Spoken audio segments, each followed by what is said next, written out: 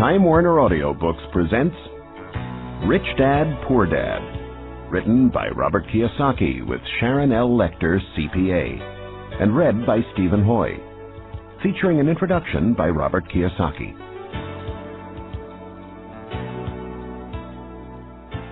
I had two fathers, a rich one and a poor one. One was highly educated and intelligent. He had a PhD and completed 4 years of undergraduate. The lack of money is the root of all evil. As a young boy, having two strong fathers, both influencing me, was difficult. I wanted to be a good son and listen, but the two fathers did not say the same things. The contrast in their points of view, particularly where money was concerned, was so extreme that I grew curious and intrigued. I began to start thinking for long periods of time about what each was saying. Much of my private time was spent reflecting, asking myself questions such as, why does he say that? And then asking the same question of the other dad's statement. It would have been much easier to simply say, yeah, he's right, I agree with that, or to simply reject the point of view by saying, the old man doesn't know what he's talking about. Instead, having two dads whom I love forced me to think and ultimately choose a way of thinking for myself. As a process, choosing to think for myself turned out to be much more valuable in the long run, rather than simply accepting or rejecting a single point of view. One of the reasons the rich get richer, the poor get poorer, and the middle class struggles in debt is because the subject of money is taught at home, not in school. Most of us learn about money from our parents. So what can a poor parent tell their child about money? They simply say, stay in school and study hard. The child may graduate with excellent grades, but with a poor person's financial programming and mindset. It was learned while the child was young. Money is not taught in schools. Schools focus on scholastic and professional skills, but not financial skills. This explains how smart bankers, doctors, and accountants who earn excellent grades in school may still struggle financially all their lives. Our staggering national debt is due in large part to highly educated politicians and government officials making financial decisions with little or no training on the subject of money. I often look ahead to the new millennium and wonder what will happen when we have millions of people who will need financial and medical assistance. They will be dependent upon their families or the government for financial support. What will happen when Medicare and Social Security run out of money? How will a nation survive if teaching children about money continues to be left to parents, most of whom will be, or already are, poor? Because I had two influential fathers, I learned from both of them. I had to think about each dad's advice, and in doing so, I gained valuable insight into the power and effect of one's thoughts on one's life. For example, one dad had a habit of saying, I can't afford it. The other dad forbade those words to be used. He insisted I say, how can I afford it? One is a statement, and the other is a question. One lets you off the hook, and the other forces you to think. My soon-to-be-rich dad would explain that by automatically saying the words, I can't afford it, your brain stops working. By asking the question, how can I afford it, your brain is put to work. He did not mean buy everything you wanted. He was fanatical about exercising your mind, the most powerful computer in the world. My brain gets stronger every day because I exercise it. The stronger it gets, the more money I can make. He believed that automatically saying, I can't afford it, was a sign of mental laziness. Although both dads worked hard, I noticed that one dad had a habit of putting his brain to sleep when it came to money matters, and the other had a habit of exercising his brain. The long-term result was that one dad grew stronger financially and the other grew weaker. It is not much different from a person who goes to the gym to exercise on a regular basis versus someone who sits on the couch watching television. Proper physical exercise increases your chances for health, and proper mental exercise increases your chances for wealth. Laziness decreases both health and wealth. My two dads had opposing attitudes and thought. One dad thought that the rich should pay more in taxes and take care of those less fortunate. The other said, taxes punish those who produce and reward those who don't produce. One dad recommended, study hard so you can find a good company to work for. The other recommended, study hard so you can find a good company to buy. One dad said, the reason I'm not rich is because I have you kids. The other said, the reason I must be rich is because I have you kids. One dad encouraged talking about money and business at the dinner table. The other forbade the subject of money to be discussed over a meal. One said, when it comes to money, play it safe and don't take risks. The other said, learn to manage risk. One believed, our home is our largest investment and our greatest asset. The other believed, my house is a liability, and if your house is your largest investment, you're in trouble. Both dads paid their bills on time, yet one paid his bills first, while the other paid his bills last. Being a product of two strong dads allowed me the luxury of observing the effects different thoughts have on one's life. I noticed that people really do shape their life through their thoughts. For example, my poor dad always said, I'll never be rich, and that prophecy became reality. My rich dad, on the other hand, always referred to himself as rich. He would say things like, I'm a rich man, and rich people don't do this. Even when he was flat broke, after a major financial setback, he continued to refer to himself as a rich man. He would cover himself by saying, there's a difference between being poor and being broke. Broke is temporary, and poor is eternal. My poor dad would also say, I'm not interested in money, or money doesn't matter. My rich dad always said, money is power. The power of our thoughts may never be measured or appreciated, but it became obvious to me as a young boy to be aware of my thoughts and how I expressed myself. I noticed that my poor dad was poor not because of the amount of money he earned, which was significant, but because of his thoughts and his actions. As a young boy, having two fathers, I became acutely aware of being careful which thoughts I chose to adopt as my own. Whom should I listen to? My rich dad or my poor dad? Although both men had tremendous respect for education, My dad put down the evening paper. Why do you want to get rich, son?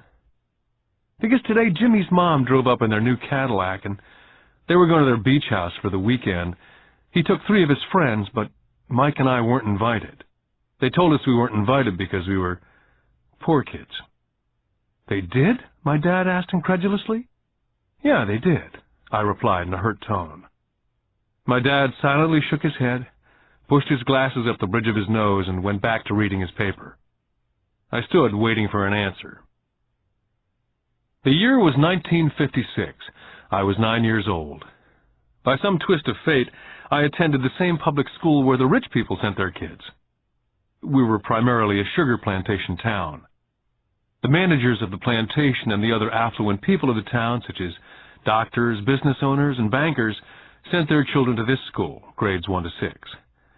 After grade 6, their children were generally sent off to private schools. Because my family lived on one side of the street, I went to this school. Had I lived on the other side of the street, I would have gone to a different school with kids from families more like mine. After grade 6, these kids and I would go on to the public intermediate and high school. There was no private school for them or for me. My dad finally put down the paper. Well, son, he began slowly, if you want to be rich, you have to learn to make money. How do I make money? I asked. Well, use your head, son, he said, smiling, which really meant, that's all I'm going to tell you, or, I don't know the answer, so don't embarrass me. The next morning, I told my best friend Mike what my dad had said. As best I could tell, Mike and I were the only poor kids in this school. Mike was like me in that he was in this school by a twist of fate. Someone had drawn a jog in a line for the school district, and we wound up in school with the rich kids. So what do we do to make money? Mike asked. I don't know, I said. But do you want to be my partner? He agreed. And so on that Saturday morning, Mike became my first business partner. We spent all morning coming up with ideas on how to make money. Finally, that afternoon, a bolt of lightning came through our heads. It was an idea that Mike had gotten from a science book he'd read. Excitedly, we shook hands, and the partnership now had a business. For the next several weeks, Mike and I ran around our neighborhood, knocking on doors and asking our neighbors if they'd save their toothpaste tubes for us. With puzzled looks, most adults consented with a smile. Some asked us what we were doing, to which we replied, "We can't tell you. It's a business secret." My mom grew distressed as the weeks wore on. We had selected a site next to her washing machine as the place we would stockpile our raw materials. In a brown cardboard box that one time held ketchup bottles, our little pile of used toothpaste tubes began to grow. One day my dad drove up to see two 9-year-old boys in the driveway with a production line operating at full speed. Fine white powder everywhere. On a long table were small milk cartons from school, and our family's hibachi grill was glowing with red-hot coals at maximum heat. Dad walked up cautiously, having to park the car at the base of the driveway, since the production line blocked the carport. As he got closer, he saw a steel pot sitting on top of the coals, with the toothpaste tubes being melted down. In those days, toothpaste did not come in plastic tubes. The tubes were made of lead. So once the paint was burned off, the tubes were dropped in a small steel pot, melted until they became liquid, and with my mom's pot holders, we were pouring the lead through a small hole in the top of the milk cartons. The milk cartons were filled with plaster of Paris. The white powder everywhere was the plaster before we mixed it with water. The milk cartons were the outer containers for plaster of Paris molds. My dad watched as we carefully poured the molten lead through a small hole in the top of the plaster of Paris cube. "What are you boys doing?" he asked with a cautious smile. "We're doing what you told me to do. We're going to be rich," I said. "Yep," said Mike, grinning and nodding his head. "We're partners." "And what is in those plaster molds?" Dad asked. "Watch," I said. "This should be a good batch." With a small hammer, I tapped at the seal that divided the cube in half. Cautiously, I pulled up the top half of the plaster mold, and a lead nickel fell out. "Oh, my God," my dad said. "You're casting nickels out of lead." "That's right," Mike said. "We're making money." My dad smiled and shook his head. Along with a fire and a box of spent toothpaste tubes in front of him were two little boys covered with white dust and smiling from ear to ear. He asked us to put everything down and sit with him on the front step of our house. With a smile, he gently explained what the word counterfeiting meant. Our dreams were dashed. "You mean this is illegal?" asked Mike. "Yes, it is illegal," my dad said gently. "But you boys have shown great creativity and original thought. Keep going. I'm really proud of you." Disappointed, Mike and I sat in silence for about 20 minutes before we began cleaning up our mess. The business was over on opening day. Sweeping the powder up, I looked at Mike and said, "I guess Jimmy and his friends are right.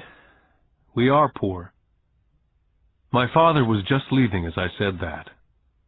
"Boys," he said, "you're only poor if you give up. The most important thing is that you did something. Most people only talk and dream of getting rich. You've done something. I'm very proud of the two of you. I will say it again. Keep going. Don't quit."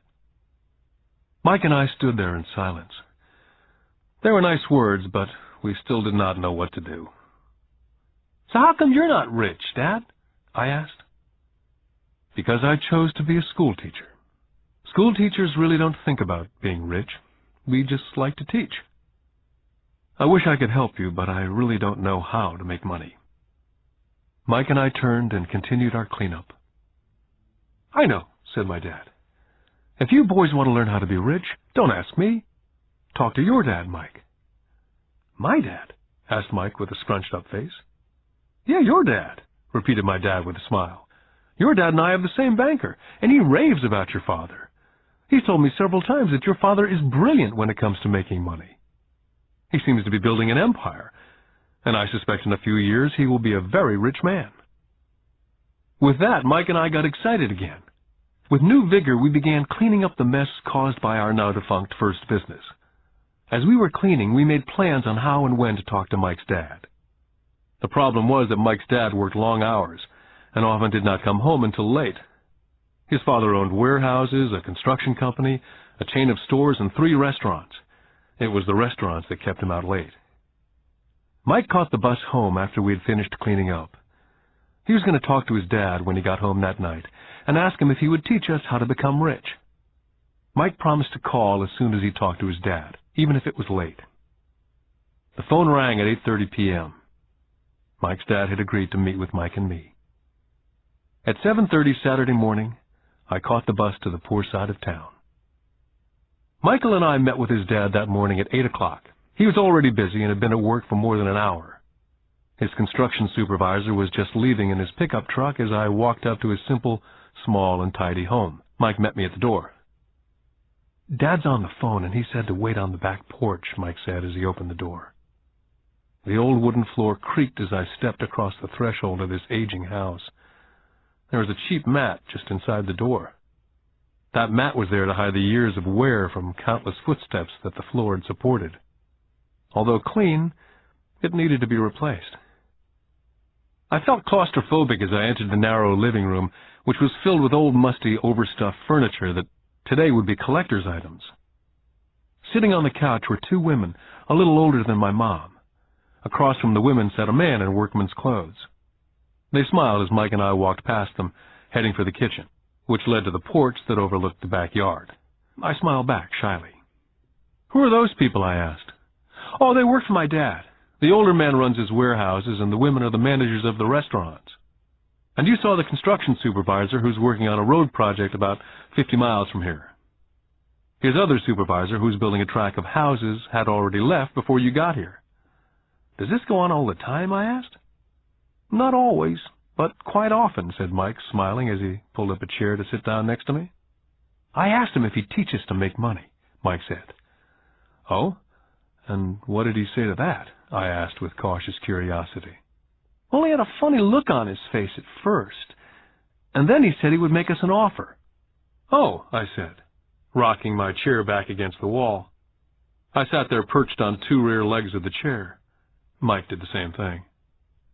Suddenly, Mike's dad burst through the rickety screen door and onto the porch. Mike and I jumped to our feet, not out of respect, but because we were startled. "Ready, boys?" Mike's dad asked as he pulled up a chair to sit down with us. We nodded our heads as we pulled our chairs away from the wall to sit in front of him. He was a big man, about 6 feet tall and 200 pounds. "Mike says that you want to learn how to make money. Is that correct, Robert?"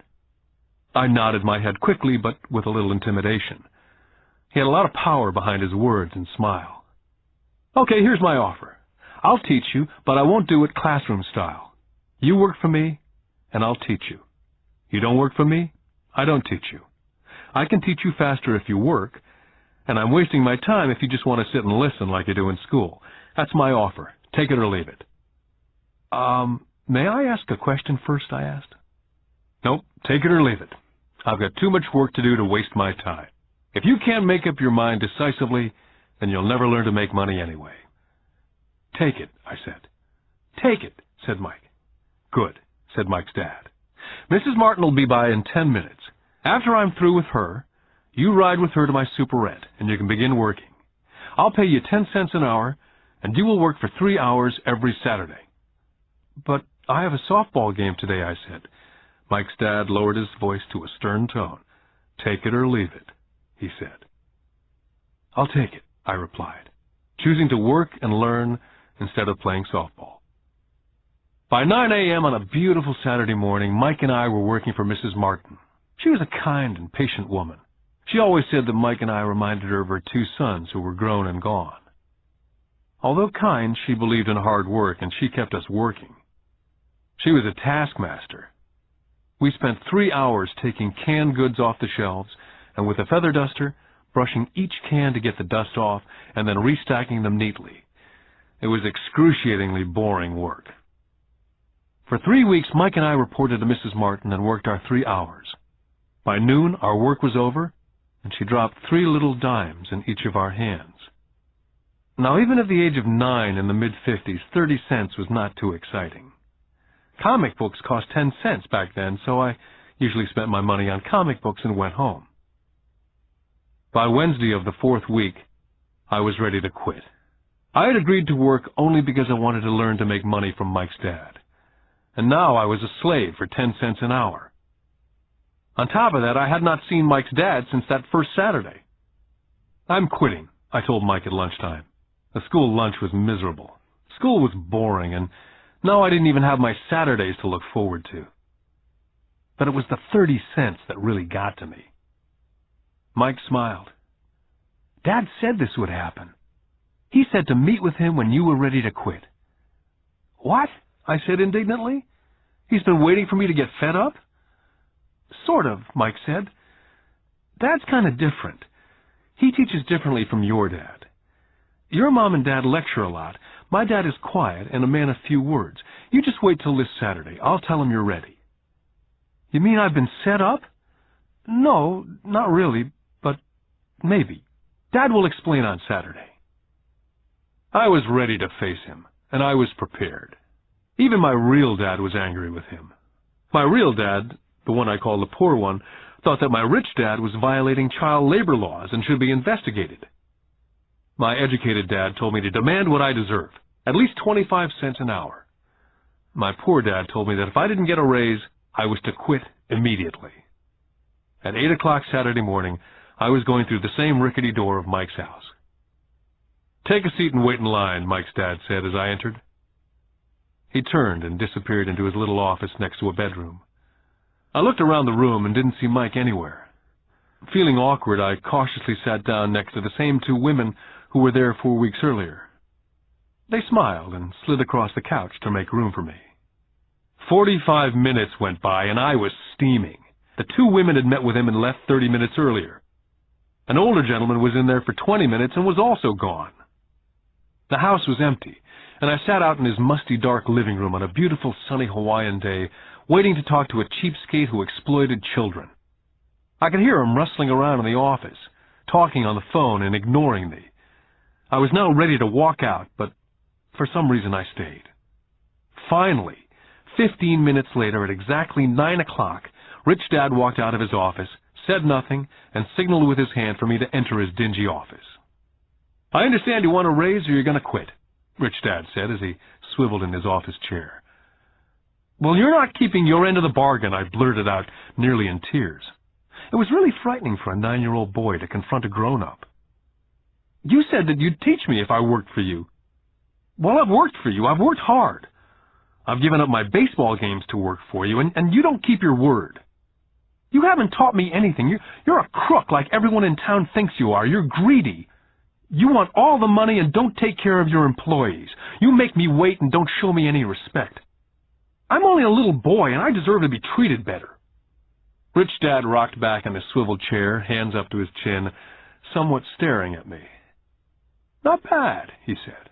In less than a month, you sound like most of my employees. What? I asked. Not understanding what he was saying, I continued with my grievance. I thought you were going to keep up your end of the bargain and teach me. Instead, you want to torture me. That's cruel. That's really cruel. I am teaching you, Rich Dad said quietly. What have you taught me? Nothing, I said angrily. You haven't even talked to me once since I agreed to work for peanuts. 10 cents an hour, huh? I should notify the government about you. We have child labor laws, you know. My dad works for the government, you know. Wow, said Rich Dad. Now you sound like most of the people who used to work for me. People I've either fired or they've quit. So what do you have to say? I demanded, feeling pretty brave for a little kid. How do you know that I've not taught you anything? Asked Rich Dad calmly. Well, you've never talked to me. I've worked for 3 weeks and you've not taught me anything, I said with a pout.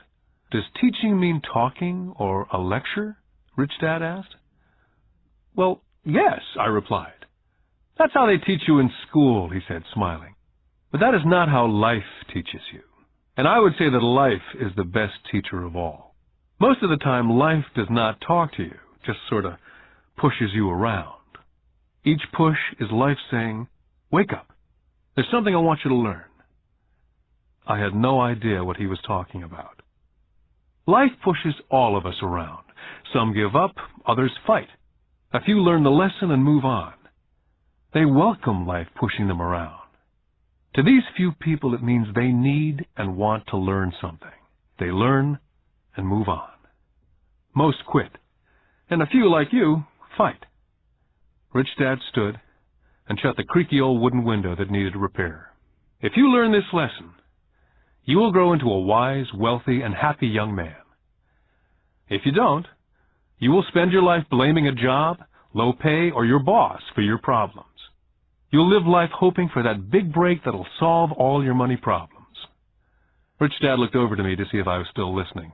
His eyes met mine. We stared at each other, streams of communication going between us through our eyes. Finally, I pulled away once I had absorbed his last message. I knew he was right. I was blaming him, and I did ask to learn. I was fighting. Rich Dad continued, or if you're the kind of person who has no guts, you just give up every time life pushes you. If you're that kind of person, you'll live all your life playing it safe, doing the right things, saving yourself for some event that never happens. Then you die a boring old man. You'll have lots of friends who'll really like you because you were such a nice, hard-working guy. You spent a life playing it safe, doing the right things. But the truth is, you let life push you into submission. Deep down, you were terrified of taking risks. You really wanted to win, but the fear of losing was greater than the excitement of winning. Deep inside, you and only you will know that you didn't go for it. You chose to play it safe. Our eyes met again. For 10 seconds, we looked at each other, only pulling away once the message was received. "You've been pushing me around?" I asked. "Some people might say that," smiled Rich Dad. "I would say that I just gave you a taste of life." "What taste of life?" I asked, still angry, but not curious. "You boys are the first people that have ever asked me to teach them how to make money. I have more than 150 employees, and not one of them has asked me what I know about money. They ask me for a job and a paycheck, but never to teach them about money. So most will spend the best years of their lives working for money, not really understanding what it is they're working for." I sat there listening intently. "So when Mike told me about you wanting to learn how to make money, I decided to design a course that was close to real life. I could talk till I was blue in the face, but you wouldn't hear a thing. So I decided to let life push you around a bit so you could hear me. That's why I only paid you 10 cents. "So what is the lesson I learned from working for only 10 cents an hour?" I asked. "That you're cheap and exploit your workers?" Rich Dad laughed heartily. "You'd best change your point of view. Stop blaming me, thinking I'm the problem. If you think I'm the problem, then you have to change me. If you realize that you're the problem, then you can change yourself, learn something, and grow wiser. But you only pay me 10 cents. "So what are you learning?" Rich Dad asked, smiling. "That you're cheap," I said with a sly grin. "See, you think I'm the problem," said Rich Dad. "But you are. Well, keep that attitude and you learn nothing. Keep the attitude that I'm the problem, and what choices do you have?" "Well, if you don't pay me more or show me more respect and teach me, I'll quit." "Well put," Rich Dad said. And that's exactly what most people do. They quit and go looking for another job, better opportunity, and higher pay, actually thinking that a new job or more pay will solve the problem. In most cases, it won't. "So what will solve the problem?" I asked.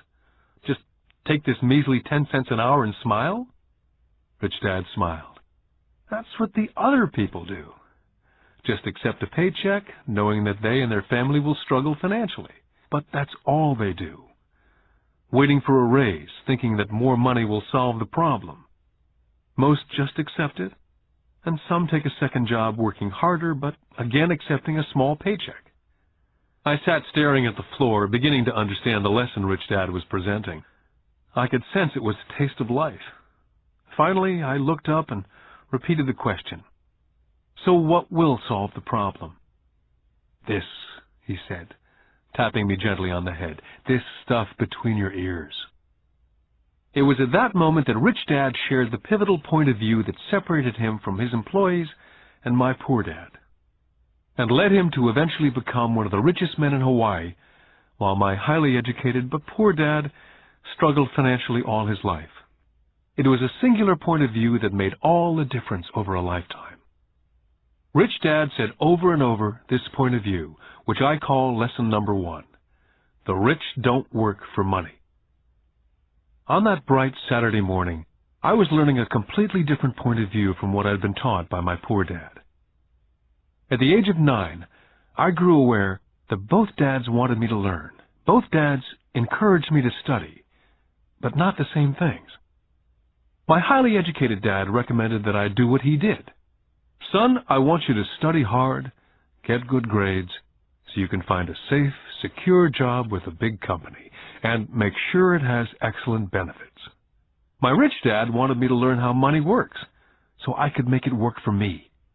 These lessons I would learn through life with his guidance, not because of a classroom.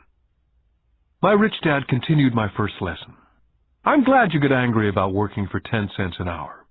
If you'd not gotten angry and had gladly accepted it, I would have to tell you that I could not teach you.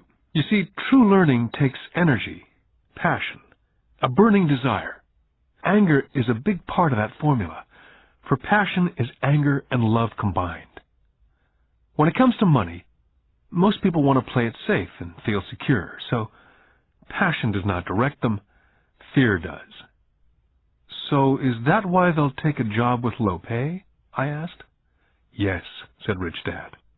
Some people say I exploit people because they don't pay as much as the sugar plantation or the government. I say people exploit themselves. It's their fear, not mine. But don't you feel you should pay them more? I asked. I don't have to. And besides, more money will not solve the problem. Just look at your dad. He makes a lot of money and he still can't pay his bills. Most people, given more money, only get into more debt. So that's why the 10 cents an hour, I said, smiling. It's a part of the lesson. That's right, smiled Rich Dad. You see, your dad went to school and got an excellent education so he could get a high-paying job, which he did. But he still has money problems because he never learned anything about money at school. On top of that, he believes in working for money. And you don't, I asked? No, not really, said Rich Dad. If you want to learn to work for money, then stay in school. That's a great place to learn to do that. But if you want to learn how to have money work for you, then I will teach you that. But only if you want to learn. Wouldn't everyone want to learn that, I asked? No, said Rich Dad, simply because it's easier to learn to work for money, especially if fear is your primary emotion when the subject of money is discussed. I don't understand, I said with a frown. Oh, don't worry about that for now. Just know that it's fear that keeps most people working at a job. The fear of not paying their bills, the fear of being fired, the fear of not having enough money, the fear of starting over. That's the price of studying to learn a profession or trade and then working for money. Most people become a slave to money and then get angry at their boss. Learning to have money work for you is a completely different course of study, I asked. Absolutely, Rich Dad answered. Absolutely. We sat in silence. My friends would have been just starting their Little League baseball game. But for some reason I was now thankful I decided to work for 10 cents an hour. I sensed that I was about to learn something my friends would not learn in school. Ready to learn? Asked Rich Dad. Absolutely, I said with a grin. I've kept my promise. I've been teaching you from afar, my Rich Dad said. At 9 years old, you've gotten a taste of what it feels like to work for money. Just multiply your last month by 50 years, and you'll have an idea of what most people spend their life doing. I don't understand, I said. How did you feel waiting in line to see me? Once to get hired and once to ask for more money. Terrible, I said. If you choose to work for money, that is what life is like for many people, said Rich Dad. And how did you feel when Mrs. Martin dropped 3 dimes in your hand for 3 hours' work? I felt like it wasn't enough. It seemed like nothing. I was disappointed, I said. And that is how most employees feel when they look at their paychecks, especially after all the tax and other deductions are taken out. At least you got 100%. You mean most workers don't get paid everything? I asked with amazement. Heavens, no, said Rich Dad. The government always takes its share first. How do they do that? I asked. Taxes, said Rich Dad. You're taxed when you earn, you're taxed when you spend, you're taxed when you save, you're taxed when you die. Why do people let the government do that to them? The rich don't, said Rich Dad with a smile. The poor and the middle class do. I'll bet you that I earn more than your dad, yet he pays more in taxes. How can that be, I asked. As a 9-year-old boy, that made no sense to me. Why would someone let the government do that to them? Rich Dad sat there in silence. I guess he wanted me to listen instead of jabber away at the mouth. Finally, I calmed down. I did not like what I had heard. I knew my dad complained constantly about paying so much in taxes, but really did nothing about it. Was that life pushing him around? Rich Dad rocked slowly and silently in his chair, just looking at me. Ready to learn? He asked. I nodded my head slowly. Learning how to have money work for you is a lifetime study. Most people go to college for 4 years and their education ends. I already know that my study of money will continue over a lifetime simply because the more I find out, the more I find out I need to know. Most people never study the subject. They go to work, get their paycheck, balance their checkbooks, and that's it. On top of that, they wonder why they have money problems. Then they think that more money will solve the problem. Few realize that it's their lack of financial education that is the problem. So, my dad has tax problems because he doesn't understand money? I asked, confused. Look, said Rich Dad, taxes are just one small section on learning how to have money work for you. Today, I just wanted to find out if you still have the passion to learn about money. Most people don't. They want to go to school, learn a profession, have fun at their work, and earn lots of money. One day they wake up with big money problems, and then they can't stop working.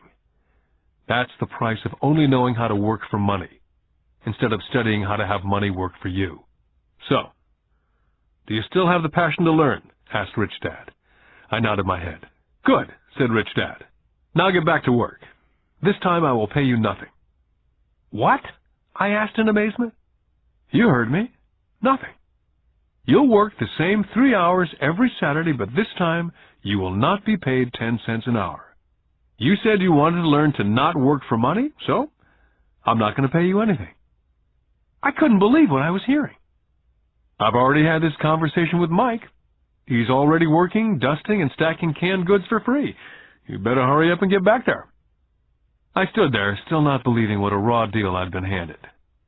Here I came to ask for a raise, and now I was being told to keep working for nothing.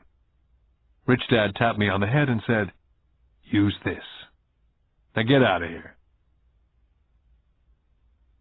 I didn't tell my poor dad I wasn't being paid. He would not have understood, and I did not want to try to explain something that I did not yet understand myself. For 3 more weeks, Mike and I worked for 3 hours every Saturday for nothing. The work didn't bother me, and the routine got easier. It was the missed baseball games and not being able to afford to buy a few comic books that got to me.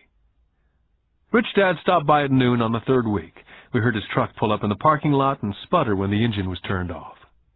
He entered the store and greeted Mrs. Martin with a hug. After finding out how things were going in the store, he reached into the ice cream freezer, pulled out 2 bars, paid for them, and signaled to Mike and me, "Let's go for a walk, boys." We crossed the street, dodging a few cars, and walked across a large grassy field where a few adults were playing softball. Sitting down at a remote picnic table, he handed Mike and me the ice cream bars. "How's it going, boys?" "Okay," Mike said. I nodded in agreement. "Learn anything yet?" Rich Dad asked. Mike and I looked at each other, shrugged our shoulders, and shook our heads in unison. "Well, you boys had better start thinking. You're staring at one of life's biggest lessons. If you learn the lesson, you'll enjoy a life of great freedom and security. If you don't learn the lesson, you'll wind up like Mrs. Martin and most of the people playing softball in this park. They work very hard for a little money, clinging to the illusion of job security, looking forward to a 3-week vacation each year and a skimpy pension after 45 years of work. Now, if that excites you, I'll give you a raise to 25 cents an hour." "But these are good, hard-working people. Are you making fun of them?" I demanded. A smile came over Rich Dad's face. "Mrs. Martin's like a mother to me, and I would never be that cruel. I may sound cruel because I'm doing my best to point something out to the 2 of you. I want to expand your point of view so you can see something most people never have the benefit of seeing because their vision is too narrow. Most people never see the trap they're in." Mike and I sat there uncertain of his message, He sounded cruel, yet we could sense he was desperately wanting us to know something. With a smile, Rich Dad said, "Doesn't that 25 cents an hour sound good? Doesn't that make your heart beat a little faster?" I shook my head no, but it really did. 25 cents an hour would be big bucks to me. "Okay, I'll pay you $1 an hour," Rich Dad said with a sly grin. Now my heart was beginning to race. My brain was screaming, "Take it, take it." I could not believe what I was hearing. Still, I said nothing. "Okay, $2 an hour."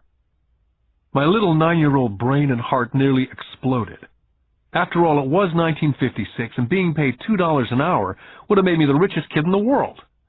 I couldn't imagine earning that kind of money. I wanted to say yes, but somehow my mouth stayed silent. Maybe my brain had overheated and blown a fuse, but deep down I badly wanted that $2 an hour. The ice cream had melted and was running down my hand. Rich Dad was looking at two boys staring back at him, eyes wide open and brains empty. He knew that he was testing us, and he knew there was part of our emotions that wanted to take the deal. "Okay," he said, $5 an hour. Suddenly there was a silence from inside me. Something had changed. The offer was too big and had gotten ridiculous. Not too many grown-ups in 1956 made more than $5 an hour. The temptation disappeared and a calm set in. Slowly I turned to my left to look at Mike. He looked back at me. The part of my soul that was weak and needy was silenced. The part of me that had no price took over. There was a calm and a certainty about money that entered my brain and my soul. I knew Mike had gotten to that point also. "Good," Rich Dad said softly. "Most people have a price. And they have a price because of human emotions named fear and greed. First, the fear of being without money motivates us to work hard.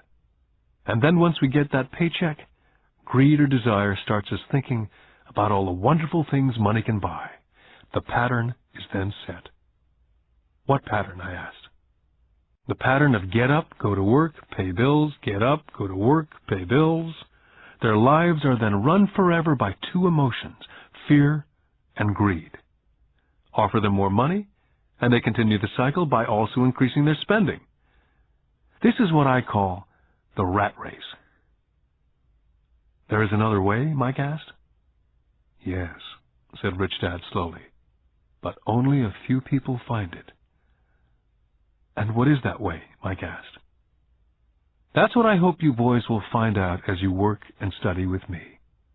That is why I took away all forms of pay." "Any hints?" Mike asked. "We're kind of tired of working hard, especially for nothing." "Well, the first step is telling the truth," said Rich Dad. "We haven't been lying," I said. "I did not say you were lying. I said to tell the truth," Rich Dad came back. "The truth about what?" I asked. "How you're feeling," Rich Dad said. "You don't have to say it to anyone else, just yourself." "You mean the people in this park, the people who work for you, Mrs. Martin, they don't do that?" I asked. "I doubt it," Rich Dad said. "Instead, they feel the fear of not having money. Instead of confronting the fear, they react instead of think. They react emotionally instead of using their heads," Rich Dad said, tapping us on our heads. "Then they get a few bucks in their hands, and again the emotion of joy and desire and greed take over. And again they react instead of think." "So their emotions do their thinking," Mike said. "That's correct," said Rich Dad. "Money is running their lives, and they refuse to tell the truth about that. Money is in control of their emotions, and hence their souls." Rich Dad sat quietly, letting his words sink in. Realizing we had absorbed as much as possible of what he was talking about, Rich Dad said, "I want you boys to avoid that trap. That is really what I want to teach you. Not just to be rich, because being rich does not solve the problem." "It doesn't?" I asked, surprised. "No, it doesn't. Let me finish with the other emotion, which is desire. Some call it greed, but I prefer desire. It's perfectly normal to desire something better, prettier, more fun or exciting. So people also work for money because of desire. They desire money for the joy they think it can buy. But the joy that money brings is often short-lived, and they soon need more money for more joy, more pleasure, more comfort, more security. So they keep working, thinking money will soothe their souls that are troubled by fear and desire. But money cannot do that. Even for rich people, Mike asked. Rich people included, said Rich Dad. In fact, the reason many rich people are rich is not because of desire, but because of fear. They actually think that money can eliminate that fear of not having money, of being poor. So they amass tons of it only to find out that the fear gets worse. They now fear losing it. I have friends who keep on working even though they have plenty. I know people who have millions who are more afraid now than when they were poor. They're terrified of losing all their money. I want to teach you to master the power of money, not be afraid of it. And they don't teach that in school. If you don't learn it, you can become a slave to money. It was finally making sense. He did want us to widen our views, to see what Mrs. Martin could not see, his employees could not see, or my dad for that matter. He used examples that sounded cruel at the time, but I've never forgotten them. My vision widened that day, and I could begin to see the trap that lay ahead for most people. You see, we're all employees, ultimately. We just work at different levels, said Rich Dad. I just want you boys to have a chance to avoid the trap. The trap caused by those two emotions, fear and desire. Use them in your favor, not against you. That's what I want to teach you. I'm not interested in just teaching you to make a pile of money. That won't handle the fear or desire. If you don't first handle fear and desire and you get rich, you'll only be a high-paid slave. So how do we avoid the trap? I asked. The main cause of poverty or financial struggle is fear and ignorance, not the economy or the government or the rich. It's self-inflicted fear and ignorance that keeps people trapped. So you boys go to school and get your college degrees. I'll teach you how to stay out of the trap. The pieces of the puzzle were appearing. My highly educated dad had a great education and a great career, but school never told him how to handle money or his fears. It became clear that I could learn different and important things from two fathers. So you've been talking about the fear of not having money. How does the desire of money affect our thinking? Mike asked. How did you feel when I tempted you with a pay raise? Did you notice your desires rising? We nodded our heads. By not giving into your emotions, you were able to delay your reactions and think. That's most important. We will always have emotions of fear and greed. From here on in, it's most important for you to use those emotions to your advantage and for the long term, and not simply let your emotions run you by controlling your thinking. Most people use fear and greed against themselves. That's the start of ignorance. Most people live their lives chasing paychecks, pay raises, and job security because of the emotions of desire and fear, not really questioning where those emotion-driven thoughts are leading them. It's just like the picture of a donkey dragging a cart with its owner dangling a carrot just in front of the donkey's nose. The donkey's owner may be going where he wants to go, but the donkey is chasing an illusion. Tomorrow there will only be another carrot for the donkey. You mean the moment I began to picture a new baseball glove, candy or toys that's like a carrot to a donkey, Mike asked? Yeah. And as you get older, your toys get more expensive. New car, boat, and a big house to impress your friends, said Rich Dad with a smile. Fear pushes you out the door, and desire calls to you, enticing you toward the rocks. That's the trap. So what's the answer? Mike asked. What intensifies fear and desire is ignorance. That's why rich people with lots of money often have more fear the richer they get. Money is the carrot, the illusion. Rich Dad went on to explain that a human's life is a struggle between ignorance and illumination. He explained that once a person stops searching for information and knowledge of oneself, ignorance sets in. That struggle is a moment-to-moment decision to learn to open or close one's mind. Look, school is very, very important. You go to school to learn a skill or a profession so as to be a contributing member of society. Every culture needs teachers, doctors, mechanics, artists, cooks. Business people, police officers, firefighters, soldiers. Schools train them so our culture can thrive and flourish, said Rich Dad. Unfortunately for many people, school is the end, not the beginning. What does ignorance have to do with greed and fear, I asked. Because it's ignorance about money that causes so much greed and so much fear, said Rich Dad. Let me give you some examples. A doctor wanting more money to better provide for his family raises his fees. By raising his fees, it makes healthcare more expensive for everyone. Now it hurts the poor people the most, so poor people have worse health than those with money. Because the doctors raise their rates, the attorneys raise their rates. Because the attorneys' rates have gone up, school teachers want a raise, which raises our taxes, and on and on and on. Soon there will be such a horrifying gap between the rich and the poor that chaos will break out, and another great civilization will collapse. Great civilizations collapsed when the gap between the haves and the have-nots was too great.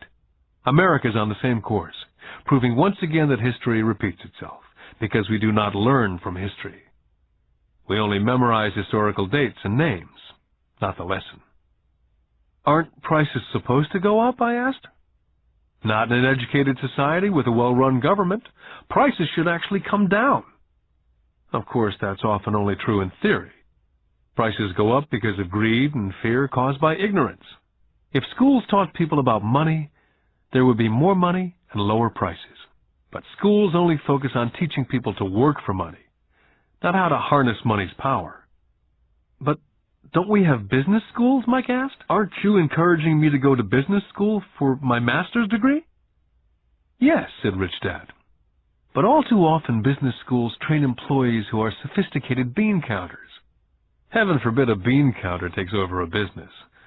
All they do is look at the numbers, fire people, and kill the business. I know, because I hire bean counters. All they think about is cutting costs and raising prices, which causes more problems.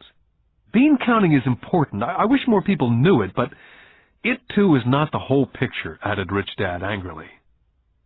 So is there an answer? Asked Mike. Yes, said Rich Dad. Learn to use your emotions to think, not think with your emotions.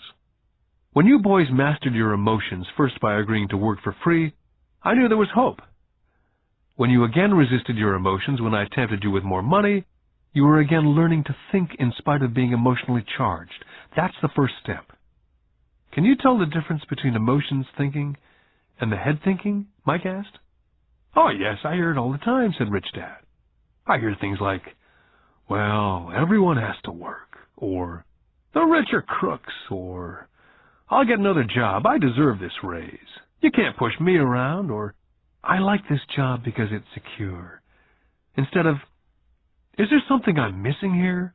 Which breaks the emotional thought and gives you time to think clearly. I must admit it was a great lesson to be getting, to know when someone was speaking out of emotions or out of clear thought.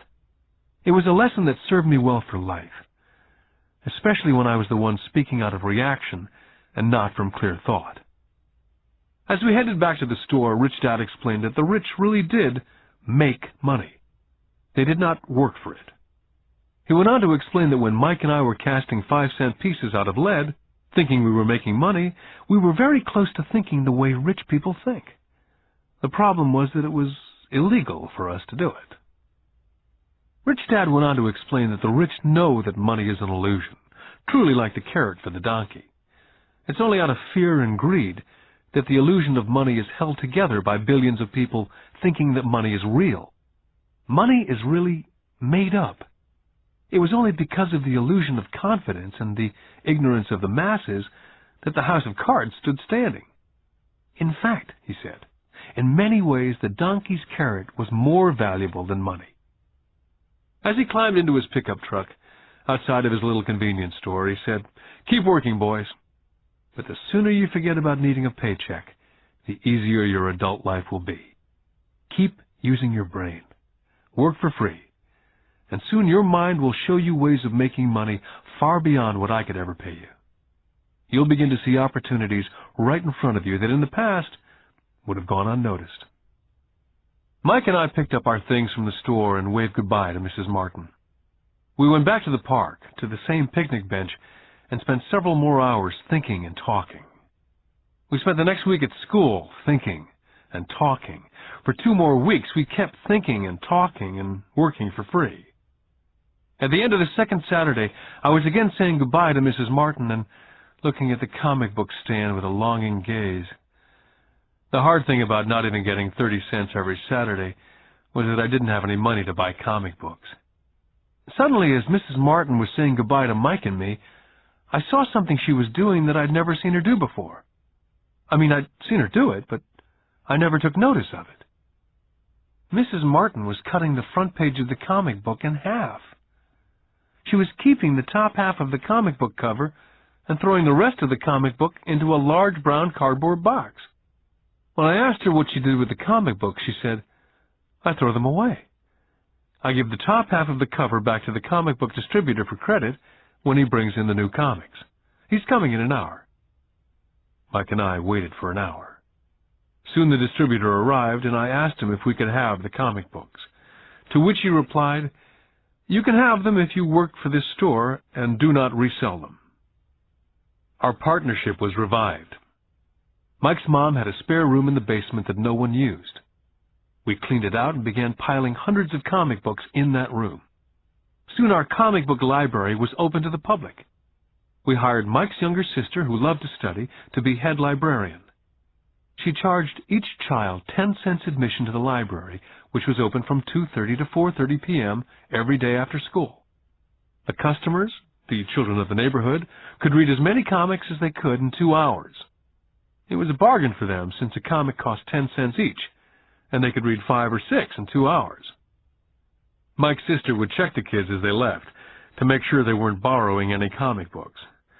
She also kept the books, logging in how many kids showed up each day, who they were, and any comments they might have. Mike and I averaged $9.50 per week over a 3-month period. We paid his sister $1 a week and allowed her to read the comics for free, which she rarely did since she was always studying. Mike and I kept our agreement by working in the store every Saturday and collecting all the comic books from the different stores. We kept our agreement to the distributor by not selling any comic books. We burned them once they got too tattered. We tried opening a branch office, but we could never quite find someone as dedicated as Mike's sister we could trust. At an early age, we found out how hard it was to find good staff. 3 months after the library first opened, a fight broke out in the room. Some bullies from another neighborhood pushed their way in and started it. Mike's dad suggested we shut down the business. So our comic book business was shut down, and we stopped working on Saturdays at the convenience store. Anyway, Rich Dad was excited because he had new things he wanted to teach us. He was happy because we'd learned our first lesson so well. We'd learned to have money work for us. By not getting paid for our work at the store, we were forced to use our imaginations to identify an opportunity to make money. By starting our own business, the comic book library, we were in control of our own finances, not dependent on an employer. The best part was that our business generated money for us, even when we weren't physically there. Our money worked for us. Instead of paying us money, Rich Dad had given us so much more. Lesson 2. Why Teach Financial Literacy? In 1990, my best friend Mike took over his father's empire and is in fact doing a better job than his dad did. We see each other once or twice a year on the golf course. He and his wife are wealthier than you could imagine. Rich Dad's empire is in great hands, and Mike is now grooming his son to take his place, as his dad groomed us. In 1994, I retired at the age of 47, and my wife Kim was 37. Retirement does not mean not working. To my wife and me, it means that, barring unforeseen cataclysmic changes, we can work or not work, and our wealth grows automatically, staying way ahead of inflation. I guess it means freedom. The assets are large enough to grow by themselves. It's like planting a tree. You water it for years, and then one day it doesn't need you anymore. Its roots have gone down deep enough. Then the tree provides shade for your enjoyment. Mike chose to run the empire, and I chose to retire. Whenever I speak to groups of people, they often ask what I would recommend, or what could they do? How do they get started? Is there a good book I'd recommend? What is the secret to success? I simply say to them what my rich dad said back to me when I was a little kid. If you want to be rich, you need to be financially literate. That idea was drummed into my head every time we were together. As I said, my educated dad stressed the importance of reading books, while my rich dad stressed the need to master financial literacy. If you're going to build the Empire State Building, the first thing you need to do is dig a deep hole and pour a strong foundation. If you're going to build a home in the suburbs, all you need to do is pour a 6-inch slab of concrete. Most people, in their drive to get rich, are trying to build an Empire State Building on a 6-inch slab. Our school system, having been created in the agrarian age, believes in homes with no foundation dirt floors are still the rage. So kids graduate from school with virtually no financial foundation. One day, sleepless and deep in debt in suburbia, living the American dream, they decide that the answer to their financial problems is to find a way to get rich quick. Construction on the skyscraper begins. It goes up quickly, and soon, instead of the Empire State Building, we have the Leaning Tower of suburbia. The sleepless nights return. As for Mike and me in our adult years, both of our choices were possible, because we were taught to pour a strong financial foundation when we were just kids. Now, accounting is possibly the most boring subject in the world. It also could be the most confusing. But if you want to be rich, long term, it could be the most important subject. The question is, how do you take a boring and confusing subject and teach it to kids? The answer is, make it simple. My rich dad poured a strong financial foundation for Mike and me. Since we were just kids, he created a simple way to teach us. For years, he only drew pictures and used words. Mike and I understood the simple drawings, the jargon, the movement of money. And then in later years, Rich Dad began adding numbers. Most importantly, you must know the difference between an asset and a liability, and buy assets. If you want to be rich, this is all you need to know. It is rule number 1. It is the only rule. This may sound absurdly simple, but most people have no idea how profound this rule is. Most people struggle financially because they do not know the difference between an asset and a liability. Rich people acquire assets. The poor and middle class acquire liabilities, but they think they are assets. When Rich Dad explained this to Mike and me, we thought he was kidding. Here we were nearly teenagers and waiting for the secret to get rich, and this was his answer. It was so simple that we had to stop for a long time to think about it. If it's that simple, how come everyone's not rich? I asked. Rich Dad smiled, because people do not know the difference between an asset and a liability. I remember asking, how could adults be so silly? If it's that simple, if it's that important, why would everyone not want to find out? It took our Rich Dad only a few minutes to explain what assets and liabilities were. To teach preteen boys, Rich Dad kept everything simple, using as many pictures as possible, as few words as possible, and no numbers for years. My Rich Dad simply drew a vertical box with a line through the middle. The top half was for income, and the bottom half was for expenses. Then beneath that box, he drew another box horizontally, which he divided into a left half for assets and a right half for liabilities. The income statement, often called a profit and loss statement, measures income and expenses, money in or money out. The second set of boxes is the balance sheet. It's called that because it's supposed to balance assets against liabilities. That relationship is vital to understand. The primary cause of financial struggle is simply not knowing the difference between an asset and a liability. The cause of the confusion is found in the definition of the two words. If you want a lesson in confusion, simply look up the words asset and liability in the dictionary. So my Rich Dad simply told two young boys the following. An asset is something that puts money in my pocket. A liability is something that takes money out of my pocket. This is really all you need to know. If you want to be rich, Simply spend your life buying assets. If you want to be poor or middle class, spend your life buying liabilities. It's not knowing the difference that causes most of the financial struggle in the real world. My rich dad then drew 3 arrows on his diagram. He explained, the arrow represents the flow of cash, or cash flow.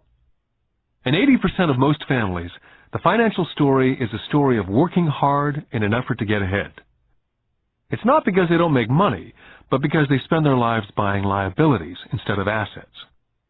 The first arrow showed the cash flow pattern of a poor person or a young person still at home.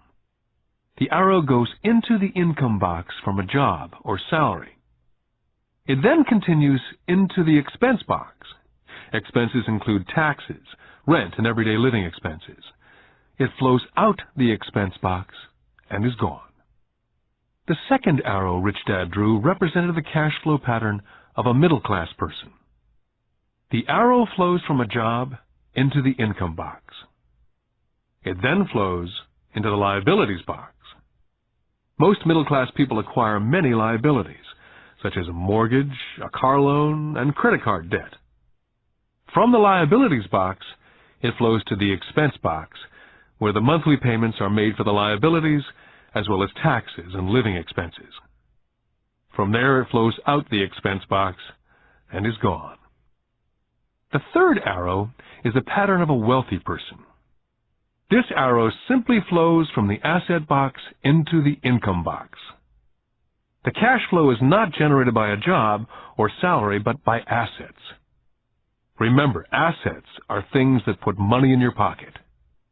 Additionally, the rich have few expenses and liabilities, or if they do, those liabilities are more than covered by their assets.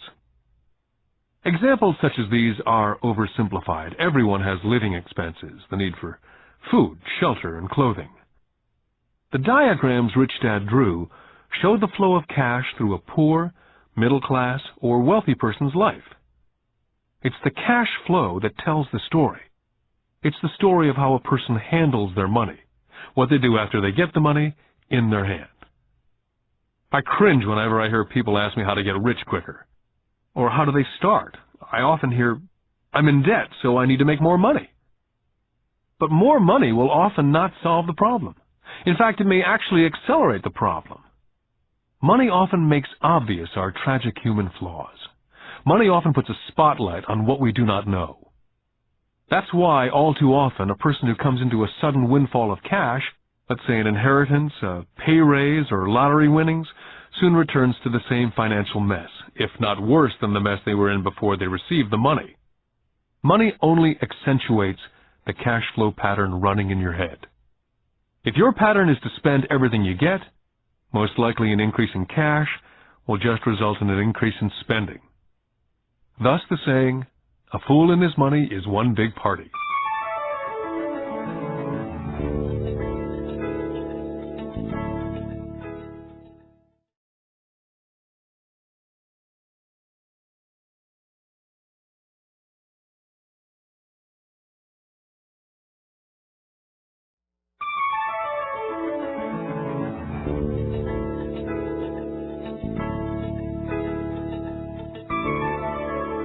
Because students leave school without financial skills, millions of educated people pursue their profession successfully, but later find themselves struggling financially.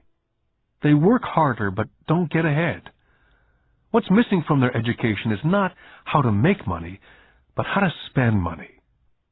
What to do after you make it. It's called financial aptitude. What to do with the money once you make it, how to keep people from taking it from you, how long you keep it, and how hard that money works for you. Most people cannot tell why they struggle financially because they don't understand cash flow. A person can be highly educated, professionally successful, and financially illiterate. These people often work harder than they need to because they learned how to work hard, but not how to have their money work for them.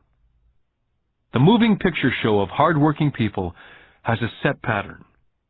Recently married, the happy, highly educated young couple move in together in one of their cramped rented apartments. Immediately they realize that they're saving money because two can live as cheaply as one. The problem is, the apartment is cramped. They decide to save money to buy their dream home so they can have kids. They now have 2 incomes, and they begin to focus on their careers. Their incomes begin to increase. As their incomes go up, their expenses go up as well, so there is little or no money to flow into the asset box. This means the only income they get comes from their jobs. The number one expense for most people is taxes. Many people think it's income tax, but for most Americans, their highest tax is Social Security. As an employee, it appears as if the Social Security tax, combined with the Medicare tax rate, is roughly 7.5%. But it's really 15%, since the employer must match the Social Security amount. In essence, it is money the employer cannot pay you. On top of that, you still have to pay income tax on the amount deducted from your wages for Social Security tax. Income you never receive because it went directly to Social Security through withholding. Then their liabilities go up. This is best demonstrated by going back to the young couple. As a result of their incomes going up, they decide to go out and buy the house of their dreams. Once in their house, they have a new tax, called property tax. Then they buy a new car, new furniture, and new appliances to match their new house. All of a sudden, they wake up, and their liabilities column is full of mortgage debt and credit card debt. They're now trapped in the rat race. A child comes along. They work harder. The process repeats itself. More money and higher taxes, also called bracket creep. A credit card comes in the mail. They use it. It maxes out. A loan company calls and says their greatest asset, their home, has appreciated in value. The company offers a bill consolidation loan because their credit is so good and tells them the intelligent thing to do is clear off the high-interest consumer debt by paying off their credit card. And besides, interest on their home is a tax deduction. They go for it and pay off those high-interest credit cards. They breathe a sigh of relief. Their credit cards are paid off. They've now folded their consumer debt into their home mortgage. Their payments go down because they extend their debt over 30 years. It is the smart thing to do. Their neighbor calls to invite them to go shopping. The Memorial Day sale is on. A chance to save some money. They say to themselves, I won't buy anything, I'll just go look. But just in case they find something, they tuck that clean credit card inside their wallet. I run into this young couple all the time. Their names change, but their financial dilemma is the same. They come to one of my talks to hear what I have to say. They ask me, can you tell us how to make more money? Their spending habits have caused them to seek more income. They don't even know that the trouble is really how they choose to spend the money they do have. And that is the real cause of their financial struggle. It's caused by financial illiteracy and not understanding the difference between an asset and a liability. More money seldom solves someone's money problems. Intelligence solves problems. There's a saying a friend of mine says over and over to people in debt. If you find yourself in a hole, stop digging. The poor and middle class all too often allow the power of money to control them. By simply getting up and working harder, failing to ask themselves if what they do makes sense, they shoot themselves in the foot as they leave for work every morning. By not fully understanding money, the vast majority of people allow the awesome power of money to control them. The power of money is used against them. By the time Mike and I were 16 years old, we began to have problems in school. We were not bad kids. We just began to separate from the crowd. We worked for Mike's dad after school and on the weekends. Mike and I often spent hours after work just sitting at a table with his dad while he held meetings with his bankers, attorneys, accountants, brokers, investors, managers, and employees. We learned more sitting at his meetings than we did in all our years of school, college included. Mike's dad was not school educated, but he was financially educated and successful as a result. He used to tell us over and over again, an intelligent person hires people who are more intelligent than they are. So Mike and I had the benefit of spending hours listening to, and in the process learning from, intelligent people. But because of this, both Mike and I just could not go along with the standard dogma that our teachers preached. Occasionally, Mike or I would ask our teachers how what we studied was applicable, or we asked why we never studied money and how it worked. To the latter question, we often got the answer that money was not important, that if we excelled in our education, the money would follow.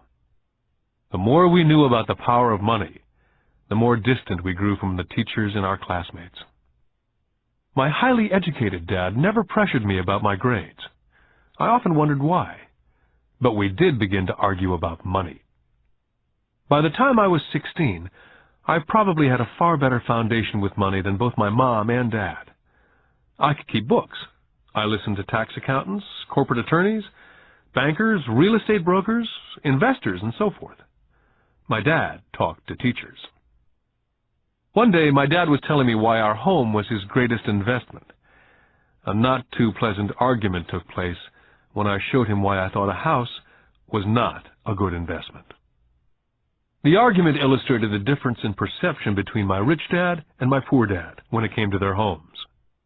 Poor dad thought his house was an asset and listed it in the asset box, and the rich dad thought it was a liability and put his home in the liability box. I remember when I drew a diagram for my dad showing him the direction of cash flow. I also showed him the ancillary expenses that went along with owning the home. A bigger home meant bigger expenses, and the cash flow kept going out through the expense column. Today, I am still challenged on the idea of a house not being an asset. And I know that for many people, it's their dream as well as their largest investment. And owning your own home is better than nothing. I simply offer an alternate way of looking at this popular dogma. My wife and I would love a bigger, more flashy house to impress the Joneses, but we know it is not an asset. It's a liability since it takes money out of our pocket. So here's the argument I put forth. I really do not expect most people to agree with it because a nice home is an emotional thing. And when it comes to money, high emotions tend to lower financial intelligence. When it comes to houses, I point out that most people work all their lives paying for a home they never own. In other words, most people buy a new house every so many years, each time incurring a new 30-year loan to pay off the previous one. Even though people receive a tax deduction for interest on mortgage payments, they pay for all their other expenses with after-tax dollars, even after they pay off their mortgage. Then there are property taxes. My wife's parents were shocked when the property taxes on their home went to $1,000 a month. This was after they'd retired, so the increase put a strain on their retirement budget, and they felt forced to move.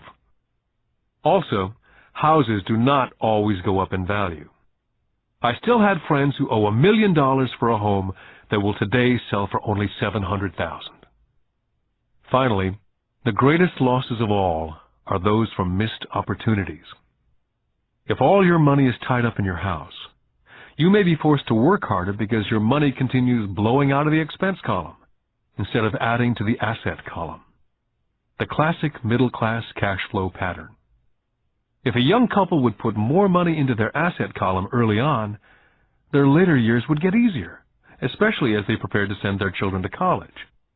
Their assets would have grown and would be available to help cover expenses. All too often, a house only serves as a vehicle for incurring a home equity loan to pay for mounting expenses.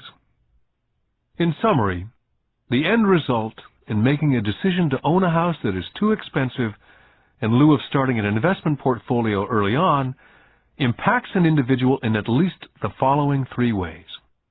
Number 1, loss of time, during which other assets could have grown in value. Number 2, loss of additional capital, which could have been invested instead of paying for high maintenance expenses related directly to the home. Number 3, loss of education. Too often people count their house, savings, and retirement plan as all they have in their asset column. Because they have no money to invest, they simply do not invest. This costs them investment experience. Most never become what the investment world calls a sophisticated investor. And the best investments are usually first sold to sophisticated investors, who then turn around and sell them to the people playing it safe. My educated dad's personal financial statement best demonstrates the life of someone in the rat race. His expenses seem to always keep up with his income, never allowing him to invest in assets. As a result, his liabilities, such as his mortgage and credit card debts, are larger than his assets. My rich dad's personal financial statement, on the other hand, reflects the results of a life dedicated to investing and minimizing liabilities. His assets greatly exceed his liabilities. A review of my rich dad's financial statement is why the rich get richer. The asset column generates more than enough income to cover expenses, with the balance reinvested into the asset column. The asset column continues to grow, and therefore the income it produces grows with it. The result being, the rich get richer. The middle class finds itself in a constant state of financial struggle. Their primary income is through wages, and as their wages increase, so do their taxes. Their expenses tend to increase in equal increments as their wages increase, hence the phrase, the rat race.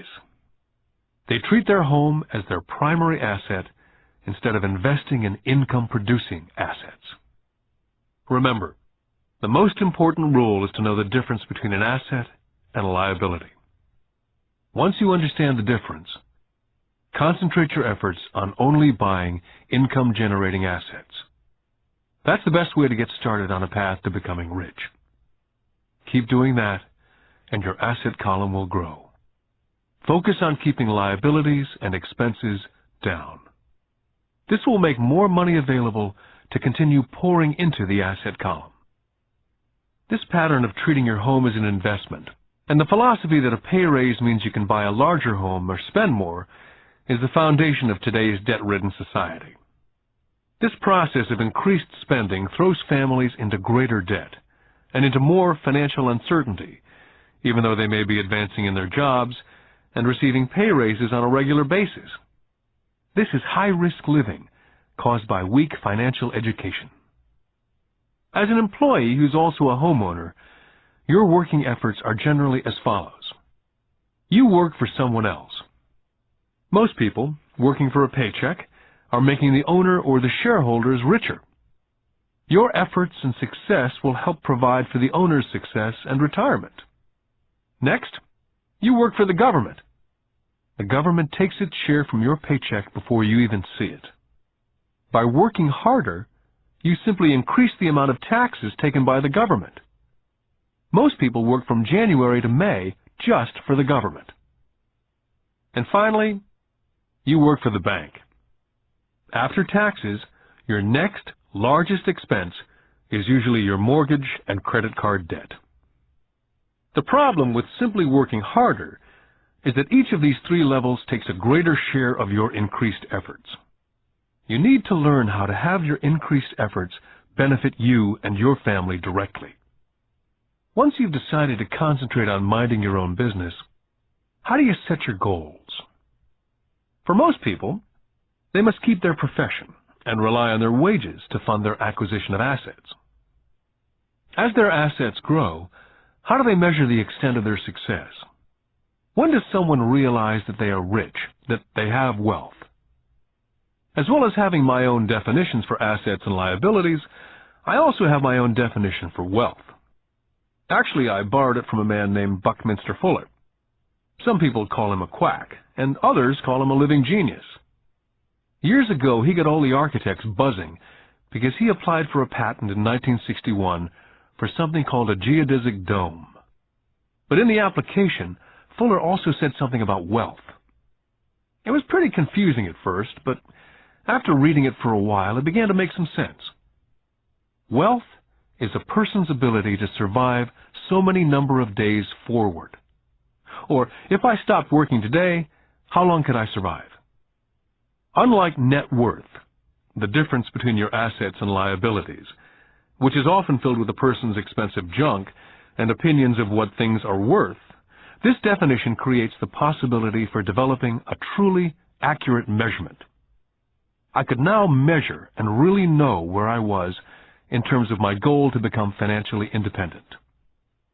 Although net worth often includes these non-cash producing assets like stuff you bought that now sits in your garage, wealth measures how much money your money is making, and therefore your financial survivability.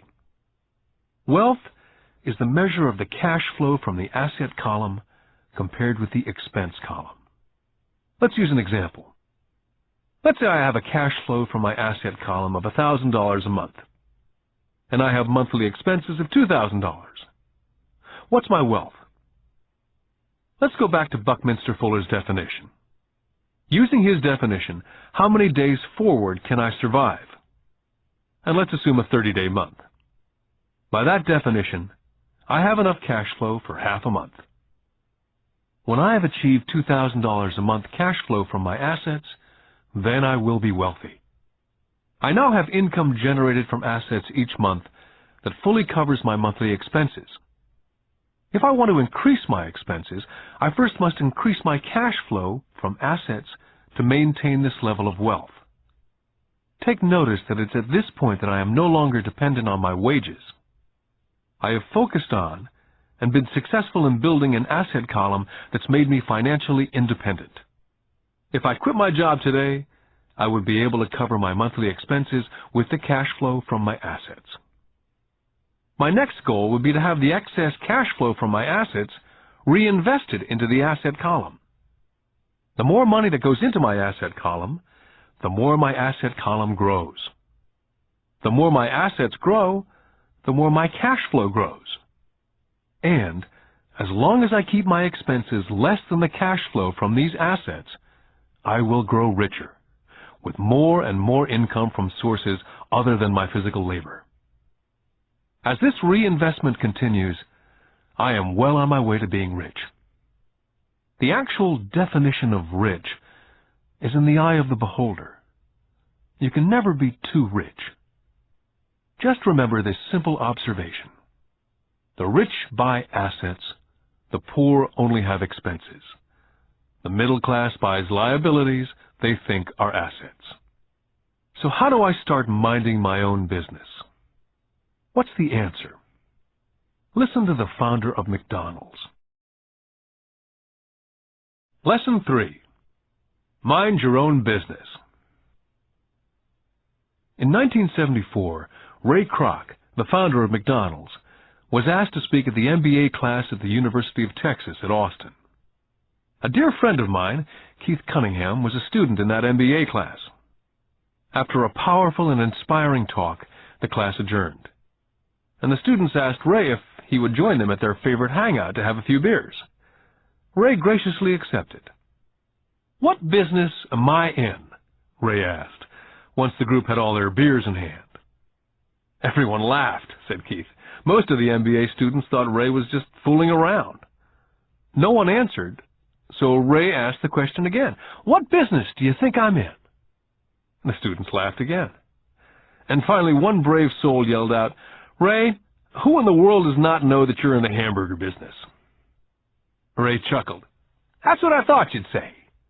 He paused, and then quickly said, "Ladies and gentlemen, I'm not in the hamburger business. My business is real estate." McDonald's today is the largest single owner of real estate in the world, owning even more than the Catholic Church. Today, McDonald's owns some of the most valuable intersections and street corners in America, as well as in other parts of the world.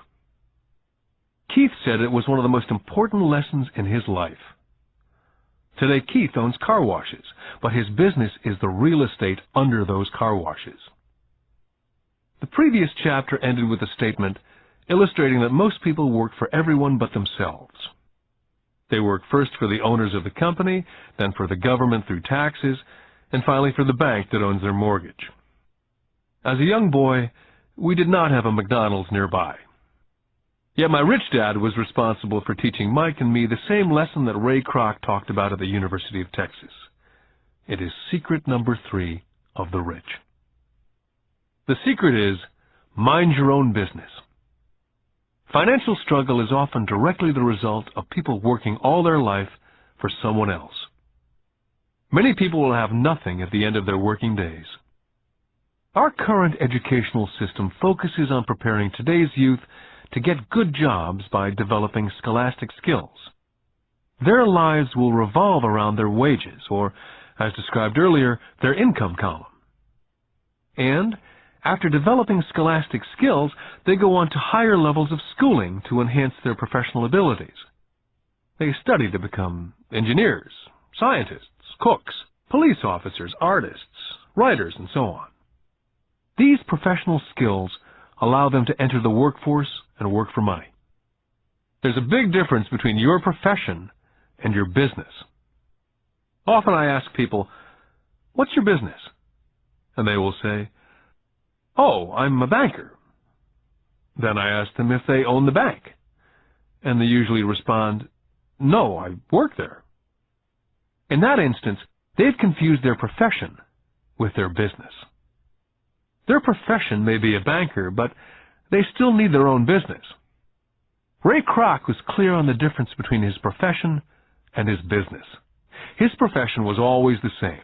He was a salesman. At one time he sold mixers for milkshakes, and soon thereafter he was selling hamburger franchises. But while his profession was selling hamburger franchises, his business was the accumulation of income-producing real estate. To become financially secure, a person needs to mind their own business. Your business revolves around your asset column, as opposed to your income column. As stated earlier, the number one rule is to know the difference between an asset and a liability, and to buy assets.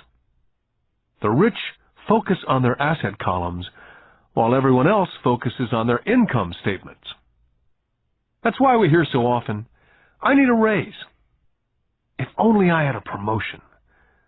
I'm going back to school to get more training so I can get a better job. I'm going to work overtime. Maybe I can get a second job. I'm quitting in 2 weeks. I found a job that pays more." In some circles, these are sensible ideas. Yet if you listen to Ray Kroc, you're still not minding your own business.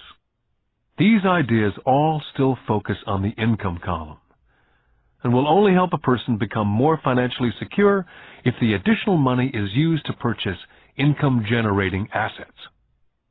The primary reason the majority of the poor and middle class are fiscally conservative, which means I can't afford to take risks, is that they have no financial foundation. They have to cling to their jobs. They have to play it safe. When downsizing became the in thing to do, millions of workers found out that their largest so-called asset, their home, was eating them alive. Their asset, called a house, still cost them money every month. Their car, another asset, was eating them alive. The golf clubs in the garage that cost $1,000 were not worth $1,000 anymore. Without job security, they had nothing to fall back on. What they thought were assets could not help them survive in a time of financial crisis. So, many people have put themselves in deep financial trouble when they run short of income. To raise cash, they sell their assets. First, their personal assets can generally be sold for only a fraction of the value that's listed in their personal balance sheet. Or, if there's a gain on the sale of the assets, they're taxed on the gain. So again, the government takes its share of the gain, thus reducing the amount available to help them out of debt. That's why I say someone's net worth is often worth less than they think. Start minding your own business. Keep your daytime job, but start buying real assets, not liabilities or personal effects that have no real value once you get them home. A new car loses nearly 25% of the price you pay for it the moment you drive it off the lot. It's not a true asset, even if your banker lets you list it as one. My $400 new titanium driver was worth $150 the moment I teed off. For adults, keep your expenses low, reduce your liabilities, and diligently build a base of solid assets. For young people who've not yet left home, it's important for parents to teach them the difference between an asset and a liability. Get them to start building a solid asset column before they leave home, get married, buy a house, have kids, and get stuck in a risky financial position, clinging to a job and buying everything on credit.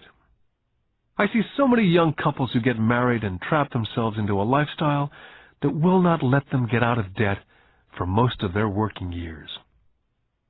For most people, just as the last child leaves home, the parents realize they've not adequately prepared for retirement, and they begin to scramble to put some money away. Then their own parents become ill, and they find themselves with new responsibilities. So, what kind of assets am I suggesting that you or your children acquire? In my world, real assets fall into several different categories. First, businesses that do not require my presence. I own them, but they're managed or run by other people. If I have to work there, it's not a business. It becomes my job. Then come categories such as stocks, bonds, mutual funds, income-generating real estate, notes or IOUs, royalties from intellectual property such as music, scripts, patents, and finally anything else that has value, produces income, or appreciates and has a ready market. As a young boy, my educated dad encouraged me to find a safe job. My rich dad, on the other hand, encouraged me to begin acquiring assets that I loved. If you don't love it, you won't take care of it. I collect real estate simply because I love buildings and land. I love shopping for them. I could look at them all day long. When problems arise, the problems are not so bad that it changes my love for real estate. For people who hate real estate, they shouldn't buy it. I love stocks of small companies, especially startups. The reason is that I am an entrepreneur, not a corporate person. In my early years, I worked in large organizations such as Standard Oil of California, the U.S. Marine Corps, and Xerox Corporation. I enjoyed my time with those organizations and have fond memories, but I know deep down I'm not a company man. I like starting companies, not running them. So my stock buys are usually of small companies, and sometimes I even start the company and take it public. Fortunes are made in new stock issues, and I love the game. Many people are afraid of small-cap companies and call them risky, and they are. But risk is always diminished if you love what the investment is, understand it, and know the game. For years, even while I was with the Marine Corps and Xerox, I did what my rich dad recommended. I kept my daytime job, but I still minded my own business.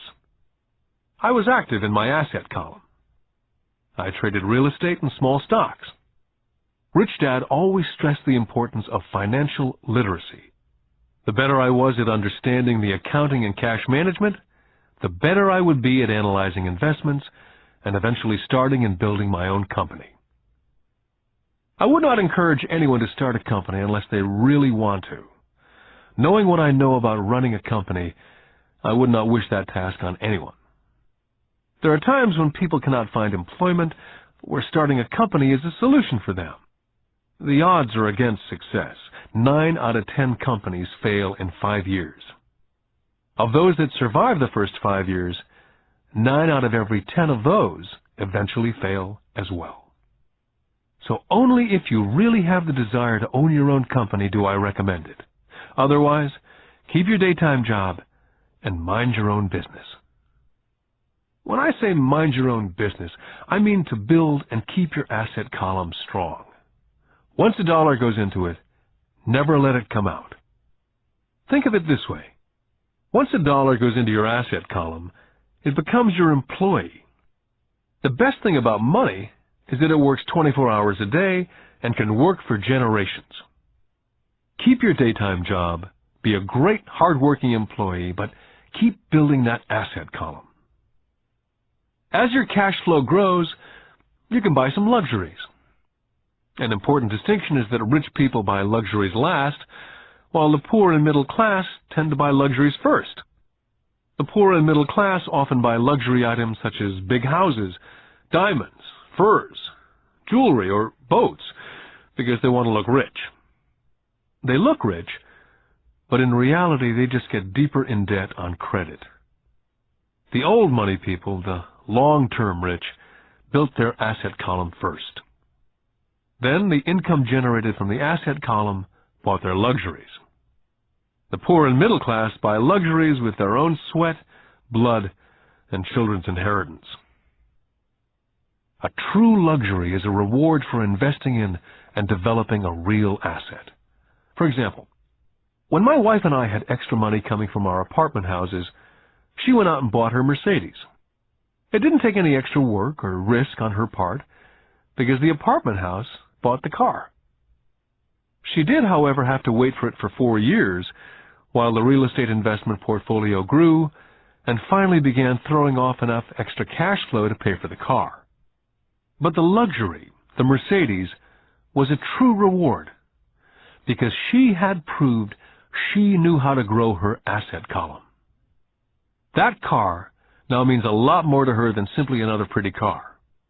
It means she used her financial intelligence to afford it.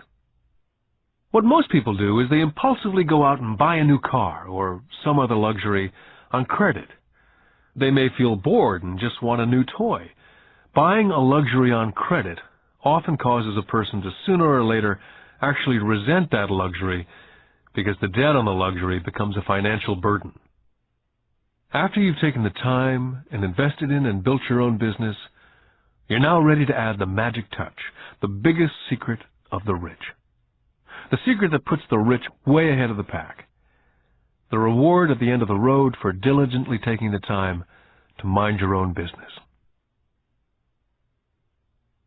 Lesson 4. The history of taxes and the power of corporations. I remember in school being told the story of Robin Hood and his merry men. My school teacher thought it was a wonderful story of a romantic hero, a Kevin Costner type, who robbed from the rich and gave to the poor. My rich dad did not see Robin Hood as a hero. He called Robin Hood a crook.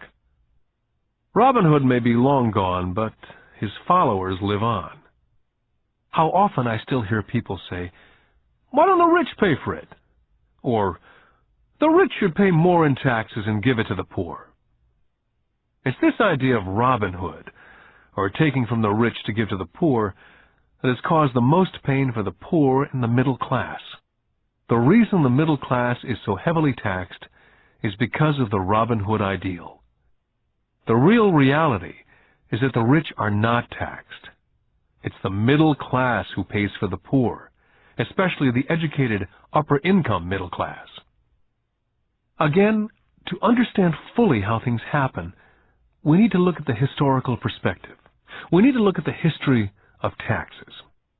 Although my highly educated dad was an expert on the history of education, my rich dad fashioned himself as an expert on the history of taxes. Rich Dad explained to Mike and me that in England and America originally, there were no taxes. Occasionally, there were temporary taxes levied in order to pay for wars. The king or the president would put the word out and ask everyone to chip in. Taxes were levied in Britain for the fight against Napoleon from 1799 to 1816.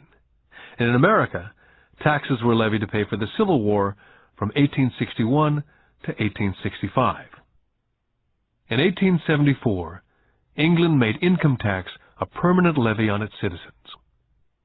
In 1913, an income tax became permanent in the United States with the adoption of the 16th Amendment to the Constitution. What these historical dates fail to reveal is that both of these taxes were initially levied against only the rich. It was this point that Rich Dad wanted Mike and me to understand. He explained that the idea of taxes was made popular and accepted by the majority by telling the poor and the middle class that taxes were created only to punish the rich. This is how the masses voted for the law, and it became constitutionally legal. Although it was intended to punish the rich, in reality it wound up punishing the very people who voted for it, the poor and the middle class. Once government got a taste of money, The appetite grew, said Rich Dad. Your dad and I are exactly opposite. He's a government bureaucrat and I'm a capitalist. We get paid, and our success is measured on opposite behaviors. He gets paid to spend money and hire people. The more he spends and the more people he hires, the larger his organization becomes. In the government, the larger his organization, the more he's respected. On the other hand, within my organization, the fewer people I hire and the less money I spend, the more I'm respected by my investors. That's why I don't like government people. They have different objectives from most business people. As the government grows, more and more tax dollars will be needed to support it. As I said, the passage of taxes was only possible because the masses believed in the Robin Hood theory of economics, which was to take from the rich and give to everyone else. The problem was that the government's appetite for money was so great that taxes soon needed to be levied on the middle class, and from there it kept trickling down. The rich, on the other hand, saw an opportunity. They did not play by the same set of rules. As I've stated, the rich already knew about corporations, which became popular in the days of sailing ships. The rich created the corporation as a vehicle to limit their risk to the assets of each voyage. The rich put their money into a corporation to finance the voyage. The corporation would then hire a crew to sail to the New World to look for treasures. If the ship was lost, the crew lost their lives, but the loss to the rich would be limited only to the money they invested for that particular voyage. It's the knowledge of the power of the legal structure of the corporation that really gives the rich a vast advantage over the poor and the middle class. Having two fathers teaching me, one a socialist and the other a capitalist, I quickly began to realize that the philosophy of the capitalist made more financial sense to me. It seemed to me that the socialists ultimately penalized themselves due to their lack of financial education. No matter what the take-from-the-rich crowd came up with, the rich always found a way to outsmart them. That is how taxes were eventually levied on the middle class. The rich outsmarted the intellectuals solely because they understood the power of money, a subject not taught in schools. How did the rich outsmart the intellectuals? Once the take-from-the-rich tax was passed, cash started flowing into government coffers. Initially, people were happy. Money was handed out to government workers and the rich. It went to government workers in the form of jobs and pensions. It went to the rich via their factories receiving government contracts.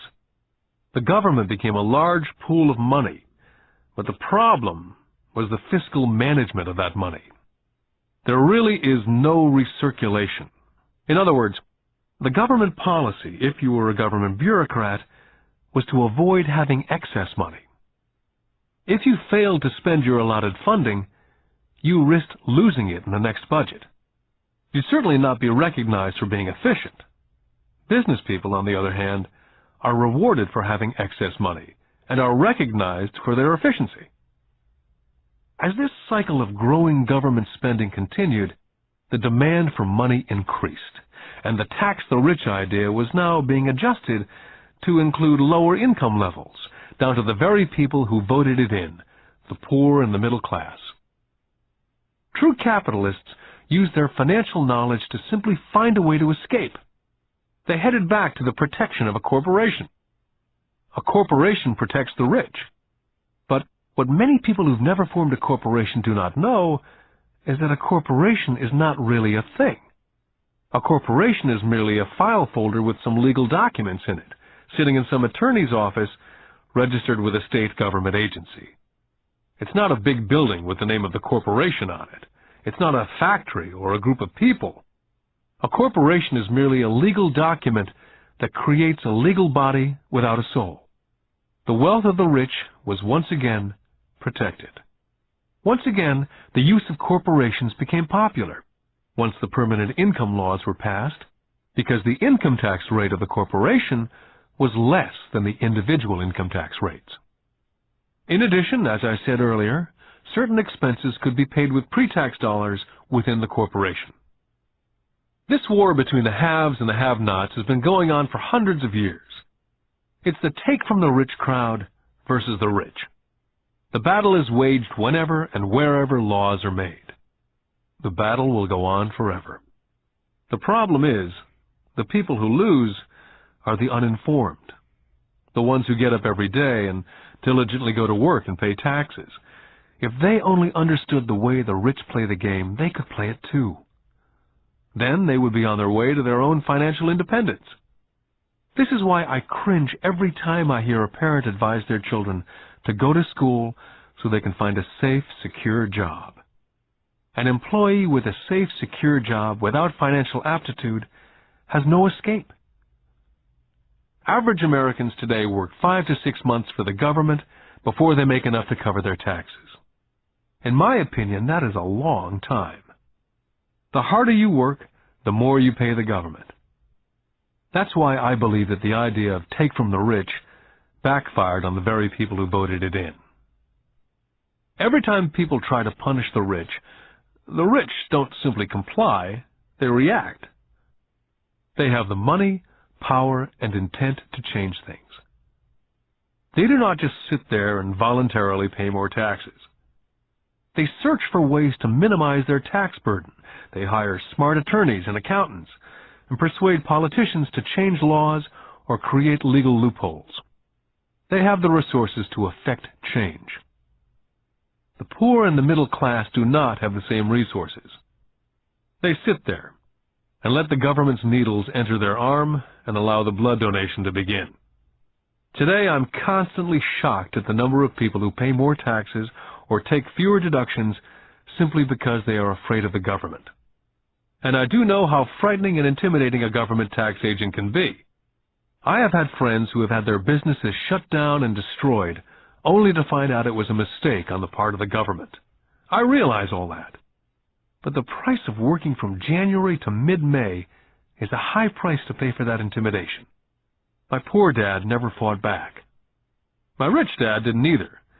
He just played the game smarter, and he did it through corporations, the biggest secret of the rich. My highly educated dad always encouraged me to seek a good job with a strong corporation. He spoke of the virtues of working your way up the corporate ladder. He didn't understand that by relying solely on a paycheck from a corporate employer, I would be a docile cow ready for milking. When I told my rich dad of my father's advice, he only chuckled. "Why not own the ladder?" was all he said. As a young boy, I didn't understand what Rich Dad meant by owning my own corporation. It was an idea that seemed impossible and intimidating. Although I was excited by the idea, my youth would not let me envision the possibility that grown-ups would someday work for a company I would own. The point is, if not for my rich dad, I would have probably followed my educated dad's advice. It was merely the occasional reminder of my rich dad that kept the idea of owning my own corporation alive and kept me on a different path. By the time I was 15 or 16, I knew I was not going to continue down the path my educated dad was recommending. I did not know how I was going to do it, but I was determined not to head in the direction most of my classmates were heading. That decision changed my life. It was not until I was in my mid-20s that my rich dad's advice began to make more sense. I was just out of the Marine Corps and working for Xerox. I was making a lot of money, but every time I looked at my paycheck, I was always disappointed. The deductions were so large, and the more I worked, the greater the deductions. As I became more successful, my bosses talked about promotions and raises. It was flattering, but I could hear my rich dad asking me in my ear, "Who are you working for? Who are you making rich?" In 1974, while still an employee for Xerox, I formed my first corporation and began minding my own business. There were already a few assets in my asset column, but now I was determined to focus on making it bigger. Those paychecks with all the deductions made all the years of my rich dad's advice make total sense. I could see the future if I followed my educated dad's advice. Many employers feel that advising their workers to mind their own business is bad for business. I'm sure it can be for certain individuals, but for me, Focusing on my own business, developing assets, made me a better employee. I now had a purpose. I came in early and worked diligently, amassing as much money as possible so I could begin investing in real estate. Hawaii was just set to boom, and there were fortunes to be made. The more I realized we were in the beginning stages of a boom, the more Xerox machines I sold. The more I sold, the more money I made, and of course, the more deductions there were from my paycheck. It was inspiring. I wanted out of the trap of being an employee so badly that I worked harder, not less. By 1978, I was consistently one of the top 5 salespeople in sales, often number 1. I badly wanted out of the rat race. In less than 3 years, I was making more in my own little corporation, which was a real estate holding company, than I was making at Xerox. And the money I was making in my asset column in my own corporation was money working for me, not me pounding on doors selling copiers. My rich dad's advice made much more sense. Soon the cash flow from my properties was so strong that my company bought me my first Porsche. My fellow Xerox salespeople thought I was spending my commissions. I wasn't. I was investing my commissions in assets. My money was working hard to make more money. Each dollar in my asset column was a great employee, working hard to make more employees and buy the boss a new Porsche with before-tax dollars. I began to work harder for Xerox. The plan was working, and my Porsche was the proof. By using the lessons I learned from my rich dad, I was able to get out of the proverbial rat race of being an employee at an early age. It was made possible because of the strong financial knowledge I'd acquired through these lessons. Without this financial knowledge, which I call my financial IQ, my road to financial independence would have been much more difficult. I now teach others through financial seminars in the hope that I may share my knowledge with them. Whenever I do my talks, I remind people that financial IQ is made up of knowledge from 4 broad areas of expertise. The first area is accounting, what I call financial literacy, a vital skill if you want to build an empire. The more money you're responsible for, the more accuracy is required, or the house comes tumbling down. This is the left brain side, or the details. Financial literacy is the ability to read and understand financial statements. This ability allows you to identify the strengths and weaknesses of any business. The second is investing, what I call the science of money-making money. This involves strategies and formulas. This is the right brain side, or the creative side. Next, you must obtain expertise in understanding markets, the science of supply and demand. There's a need to know the technical aspects of the market, which is emotion-driven. The Tickle Me Elmo doll during Christmas 1996 is a case of technical or emotion-driven market. The other market factor is the fundamental or the economic sense of an investment. Does an investment make sense, or does it not make sense based on the current market conditions? Finally, you must understand the law. For instance, utilizing a corporation wrapped around the technical skills of accounting, investing, and markets can aid explosive growth. An individual with the knowledge of the tax advantages and protection provided by a corporation can get rich so much faster than someone who's an employee or a small business sole proprietor. It's like the difference between someone walking and someone flying.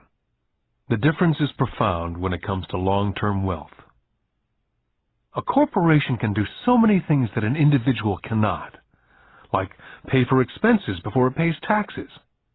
That is a whole area of expertise that is so exciting, but not necessary to get into unless you have sizable assets or a business. Employees earn and get taxed, and they try to live on what's left. A corporation earns, spends everything it can, and is taxed on anything that's left. It's one of the biggest legal tax loopholes that the rich use. They're easy to set up and are not expensive if you own investments that are producing good cash flow. For example, by owning your own corporation, car payments, insurance, Repairs are company expenses. Most restaurant meals are partial expenses, and on and on. All are paid for legally with pre-tax dollars. Lesson 5. The rich invent money. I've been teaching professionally since 1984. It's been a great experience and rewarding. It's also a disturbing profession, for I've taught thousands of individuals, and I see one thing in common in all of us, myself included. We all have tremendous potential, and we are all blessed with gifts. Yet the one thing that holds all of us back is some degree of self-doubt. It's not so much the lack of technical information that holds us back, but more the lack of self-confidence. Some are more affected than others. Once we leave school, most of us know that it's not as much a matter of college degrees or good grades that count. In the real world, outside of academics, something more than just grades is required. I've heard it called guts, chutzpah, balls, audacity, bravado, cunning, daring, tenacity, and brilliance. This factor, whatever it's labeled, ultimately decides one's future much more than school grades. Inside each of us is one of these brave, brilliant, and daring characters. There's also the flip side of that character. People who could get down on their knees and beg if necessary. After a year in Vietnam as a Marine Corps pilot, I intimately got to know both of those characters inside of me. One is not better than the other. Yet as a teacher, I recognized that it was excessive fear and self-doubt that were the greatest detractors of personal genius. It broke my heart to see students know the answers, yet lack the courage to act on the answer. Often in the real world, it's not the smart that get ahead, but the bold. In my personal experience, your financial genius requires both technical knowledge as well as courage. If fear is too strong, the genius is suppressed.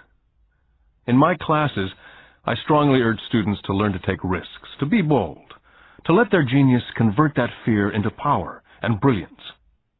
It works for some and just terrifies others. I've come to realize that for most people, when it comes to the subject of money, they would rather play it safe. I've had to field questions such as, why take risks?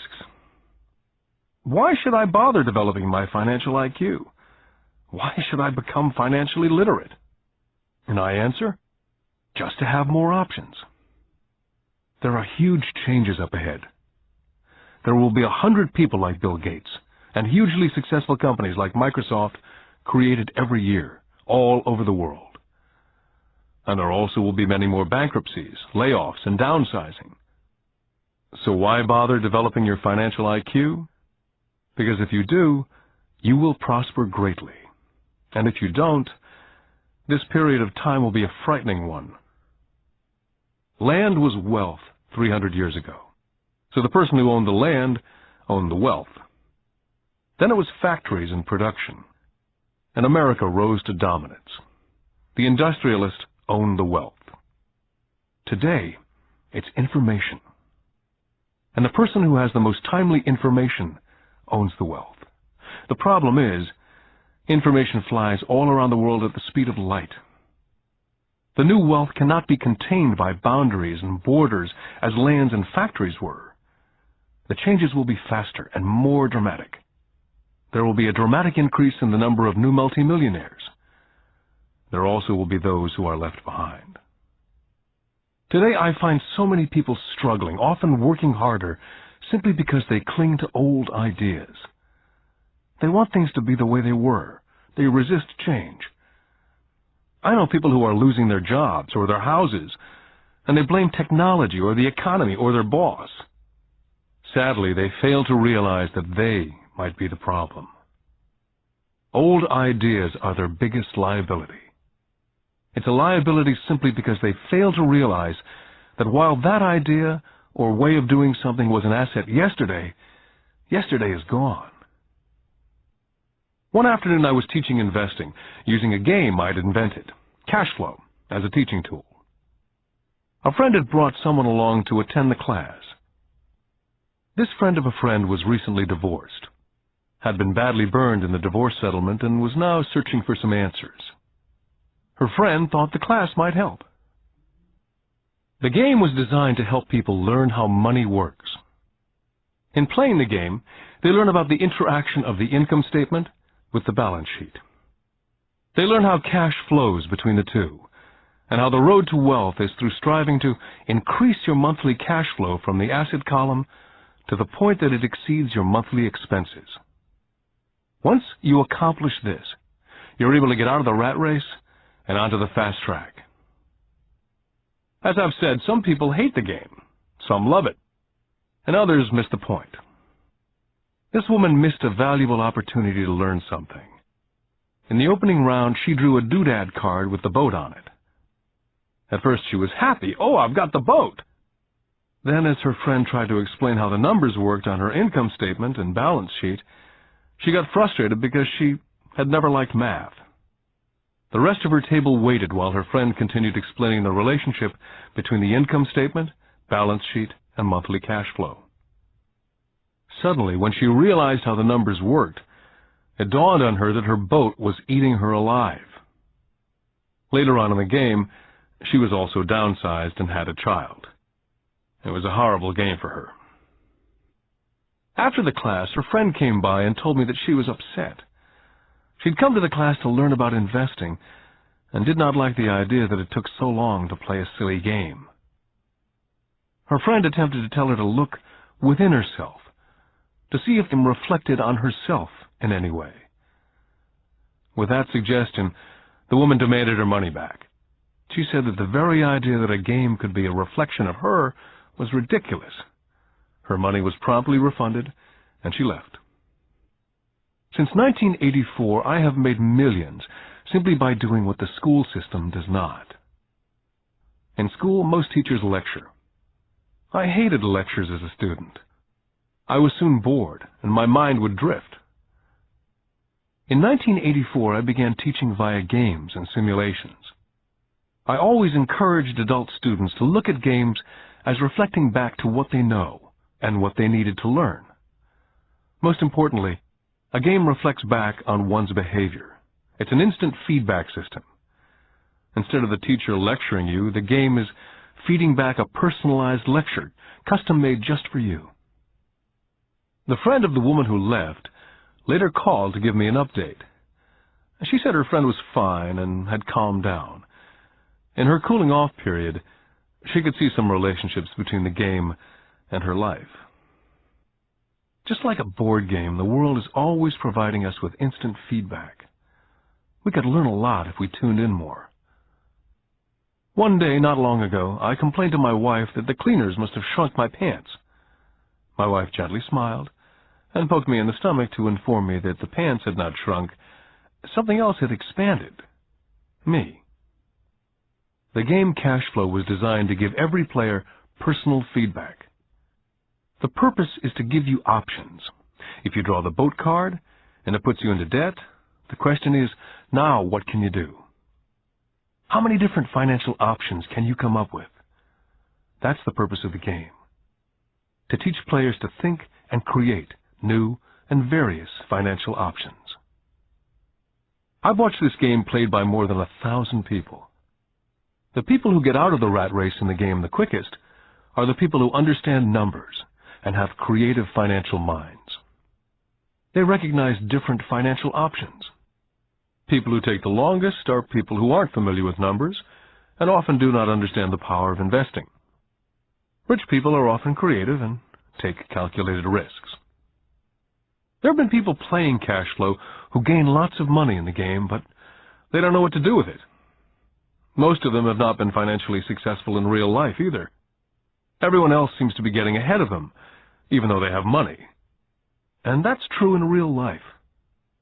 There are a lot of people who have a lot of money and do not get ahead financially. Limiting your options is the same as hanging on to old ideas. I have a friend from high school who now works at 3 jobs.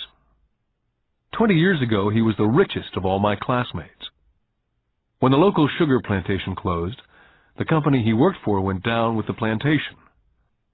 In his mind, he had the one option, and that was the old option, work hard. The problem was, he couldn't find an equivalent job that recognized his seniority in the old company. As a result, he's overqualified for the jobs he currently has, so his salary is lower. He now works 3 jobs to earn enough to survive. I've watched people playing cash flow complaining that the right opportunity cards are not coming their way, so they sit there. I know people who do that in real life. They wait for the right opportunity. I've watched people get the right opportunity card and then not have enough money. Then they complain they would have gotten out of the rat race if they'd had more money. So they sit there. I know people in real life who do that also. They see all the great deals, but they have no money. And I have people pull a great opportunity card, read it out loud, and have no idea that it's a great opportunity. They have the money, the time is right, they have the card, but they can't see the opportunity staring at them. They fail to see how it fits into their financial plan for escaping the rat race. And I know more people like that than all the others combined. Most people have an opportunity of a lifetime flash right in front of them, and they fail to see it. A year later, they find out about it after everyone else got rich. Financial intelligence is simply having more options. If the opportunities aren't coming your way, what else can you do to improve your financial position? If an opportunity lands in your lap and you have no money and the bank won't talk to you, what else can you do to get the opportunity to work in your favor? If your hunch is wrong and what you've been counting on doesn't happen, how can you turn a lemon into millions? That is financial intelligence. It's not so much what happens, but how many different financial solutions you can think of to turn a lemon into millions. It's how creative you are in solving financial problems. Most people only know one solution: work hard, save, and borrow. So why would you want to increase your financial intelligence? Because you want to be the kind of person who creates your own luck. You can take whatever happens and make it better. Few people realize that luck is created, just as money is. And if you want to be luckier and create money instead of working hard, then your financial intelligence is important. If you're the kind of person who's waiting for the right thing to happen, you might wait for a long time. It's like waiting for all the traffic lights to be green for 5 miles before starting the trip. As young boys, Mike and I were constantly told by my rich dad that money is not real. Rich Dad occasionally reminded us of how close we came to the secret of money on that first day we got together and began making money out of plaster of Paris. The poor and middle class work for money, he would say. The rich make money. The more real you think money is, the harder you will work for it. If you can grasp the idea that money is not real, you will grow richer faster. What is it? Was a question Mike and I often came back with. What is money if it's not real? What we agree it is, was all Rich Dad would say. The single most powerful asset we all have is our mind. If it's trained well, it can create enormous wealth in what seems to be an instant. I'll give you a simple example of creating money. In the early 1990s, the economy of Phoenix was horrible. I was watching the TV show Good Morning America when a financial planner came on and began forecasting doom and gloom. His advice was to save money. Put $100 away every month, he said, and in 40 years you will be a multimillionaire. Well, putting money away every month is a sound idea. It is one option, the option most people subscribe to. The problem is this: it blinds the person from what's really going on. They miss major opportunities for much more significant growth of their money. The world is passing them by. As I said, the economy was terrible at that time. For investors, this is the perfect market condition. A chunk of my money was in the stock market and in apartment houses. I was short of cash. Because everyone was giving stuff away, I was buying. I was not saving money, I was investing. My wife and I had more than $1 million in cash working in a market that was rising fast. It was the best opportunity to invest. The economy was terrible. I just could not pass up these small deals. Houses that were once $100,000 were now $75,000. But instead of shopping at the local real estate office, I began shopping at the bankruptcy attorney's office or the courthouse steps. In these shopping places, a $75,000 house could sometimes be bought for $20,000 or less. For $2,000, which was loaned to me from a friend for 90 days for $200, I gave an attorney a cashier's check as a down payment. While the acquisition was being processed, I ran an ad in the paper advertising a $75,000 house for only $60,000 and no money down. The phone rang hard and heavy. Prospective buyers were screened, and once the property was legally mine, all the prospective buyers were allowed to look at the house. It was a feeding frenzy. The house sold in a few minutes. I asked for a $2,500 processing fee, which they gladly handed over, and the escrow and title company took over from there. I returned the $2,000 to my friend with an additional $200. He was happy, the home buyer was happy, the attorney was happy, and I was happy. I'd sold a house for $60,000 that cost me $20,000. The $40,000 was created from money in my asset column in the form of a promissory note from the buyer. Total working time, 5 hours. During this depressed market, my wife and I were able to do 6 of these simple transactions in our spare time. While the bulk of our money was in larger properties in the stock market, we were able to create more than $190,000 in assets, notes at 10% interest, in those 6 buy, create, and sell transactions. That comes to approximately $19,000 a year income, much of it sheltered through our private corporation. Much of that $19,000 a year goes to pay for our company cars, gas, trips, insurance, dinners with clients, and other things. By the time the government gets a chance to tax that income, it's been spent on legally allowed pre-tax expenses. This was a simple example of how money is invented, created, and protected using financial intelligence. Ask yourself how long it would take to save $190,000. Would the bank pay you 10% interest on your money? And the note is good for 30 years. I hope they never pay me the $190,000. I have to pay a tax if they pay me the principal. And besides, $19,000 paid over 30 years is a little over $500,000 in income. The math is simple. You don't need algebra or calculus.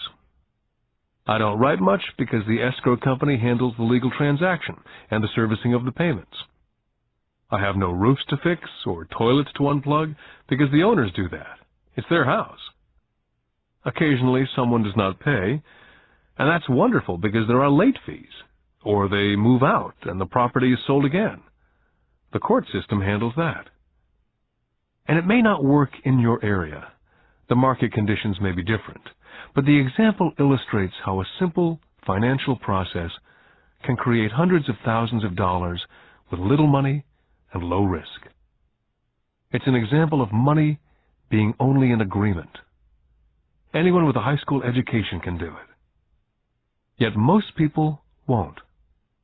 Most people listen to the standard advice of work hard and save money. For about 30 hours of work, approximately $190,000 was created in the asset column, and no taxes were paid. Now you may understand why I silently shake my head when I hear parents say, "My child is doing well in school and receiving a good education." It may be good, but is it adequate? I know the above investment strategy is a small one. It's used to illustrate how small can grow into big. My success reflects the importance of a strong financial foundation, which starts with strong financial education. Financial intelligence is made up of these 4 main technical skills. Number 1, financial literacy, the ability to read numbers. Number 2, Investment strategies, the science of money making money. Number 3, the market, supply and demand. Alexander Graham Bell gave the market what it wanted, and AT&T was born. So did Bill Gates. A $75,000 house offered for $60,000 that cost $20,000 was also the result of seizing an opportunity created by the market. Somebody was buying and someone was selling. Number 4, the law. The awareness of accounting, corporate, state, and national rules and regulations.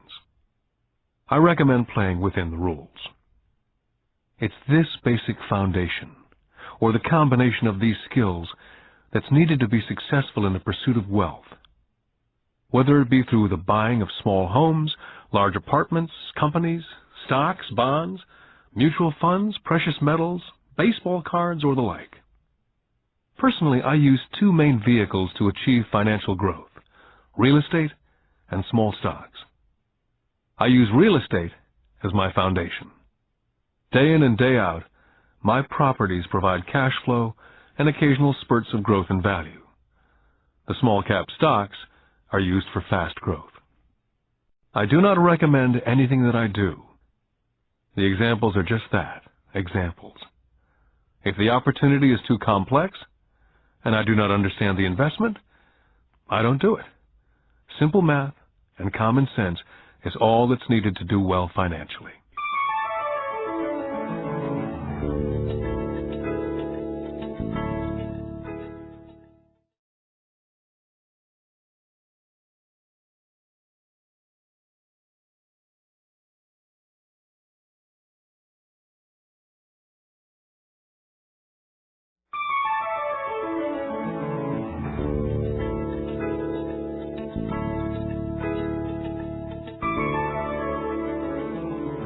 Lesson 6. Work to learn. Don't work for money. In 1995, I granted an interview with a newspaper in Singapore. The young female reporter was on time, and the interview got underway immediately. We sat in the lobby of a luxurious hotel, sipping coffee and discussing the purpose of my visit to Singapore. I was to share the platform with Zig Ziglar. He was speaking on motivation, and I was speaking on the secrets of the rich. "Someday I'd like to be a best-selling author like you," she said. I'd seen some of the articles she'd written for the paper, and I was impressed. She had a tough, clear style of writing. Her articles held a reader's interest. "You have a great style," I said in reply. "What holds you back from achieving your dream?" "My work doesn't seem to go anywhere," she said quietly. "Everyone says that my novels are excellent, but nothing happens. So I keep my job with the paper. At least it pays the bills." "Do you have any suggestions?" "Yes, I do," I said brightly. "A friend of mine here in Singapore runs a school that trains people to sell. He runs sales training courses for many of the top corporations here in Singapore. And I think attending one of his courses would greatly enhance your career." She stiffened. "Are you saying that I should go to school to learn to sell?" I nodded. "I have a master's degree in English literature. Why would I go to school to learn to be a salesperson? I'm a professional." She was now packing her briefcase forcibly. The interview was over. On the coffee table sat a copy of my first book. I picked it up as well as the notes that she jotted down on her legal pad. "Do you see this?" I said, pointing to her notes. She looked down at her notes. "What?" she said, confused. Again, I pointed deliberately to her notes. On her pad, she'd written, "Robert Kiyosaki, best-selling author." It says best-selling author, not best-writing author. Her eyes widened immediately. "I'm a terrible writer. You're a great writer. I went to sales school. You have a master's degree. Put them together and you get a best-selling author and a best-writing author." Anger flared from her eyes. "I'll never stoop so low as to learn how to sell. People like you have no business writing. I'm a professionally trained writer, and you're a salesman. "It's not fair." The rest of her notes were put away, and she hurried out through the large glass doors into the humid Singapore morning. At least she gave me a fair and favorable write-up the next morning. The world is filled with smart, talented, educated, and gifted people. We meet them every day. They're all around us. I'm constantly shocked at how little talented people earn. I heard the other day that less than 5% of Americans earn more than $100,000 a year. I've met brilliant, highly educated people who earn less than $20,000 a year. A business consultant who specializes in the medical trade was telling me how many doctors, dentists, and chiropractors struggle financially. All this time, I thought that when they graduated, the dollars would pour in. It was this business consultant who gave me the phrase, "They are one skill away from great wealth." What this phrase means is that most people need only to learn and master one more skill, and their income would jump exponentially. I have mentioned before that financial intelligence is a synergy of accounting, investing, marketing, and law. Combine these 4 technical skills, and making money with money is easier. When it comes to money, the only skill most people know is to work hard. The classic example of a synergy of skills was that young writer for the newspaper. If she diligently learned the skills of sales and marketing, her income would jump dramatically. If I were her, I would take some courses in advertising copywriting as well as sales. Then instead of working at the newspaper, I would seek a job at an advertising agency. Even if it were a cut in pay, she'd learn how to communicate in shortcuts that are used in successful advertising. She also would spend time learning public relations, an important skill. She would learn how to get millions in free publicity.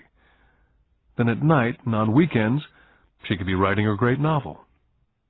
When it was finished, she'd be better able to sell her book. Then in a short while, she could be a best-selling author. When I graduated from the U.S. Merchant Marine Academy in 1969, my educated dad was happy. Standard Oil of California had hired me for its oil tanker fleet. I was a third mate, and the pay was low compared with my classmates, but it was okay for a first real job after college. My starting pay was about $42,000 a year, including overtime, and I only had to work for 7 months. I had 5 months of vacation.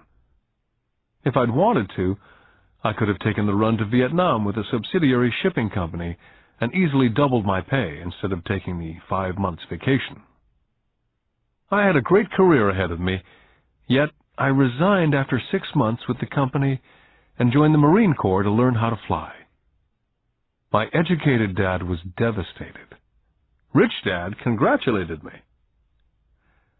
In school and in the workplace, the popular opinion is the idea of specialization. That is, in order to make more money or get promoted, you need to specialize. That is why medical doctors immediately begin to seek a specialty, such as orthopedics or pediatrics. The same is true for accountants, architects, lawyers, pilots, and others. My educated dad believed in the same dogma. That's why he was thrilled when he eventually achieved his doctorate. He often admitted that schools reward people who study more and more about less and less. Rich Dad encouraged me to do exactly the opposite.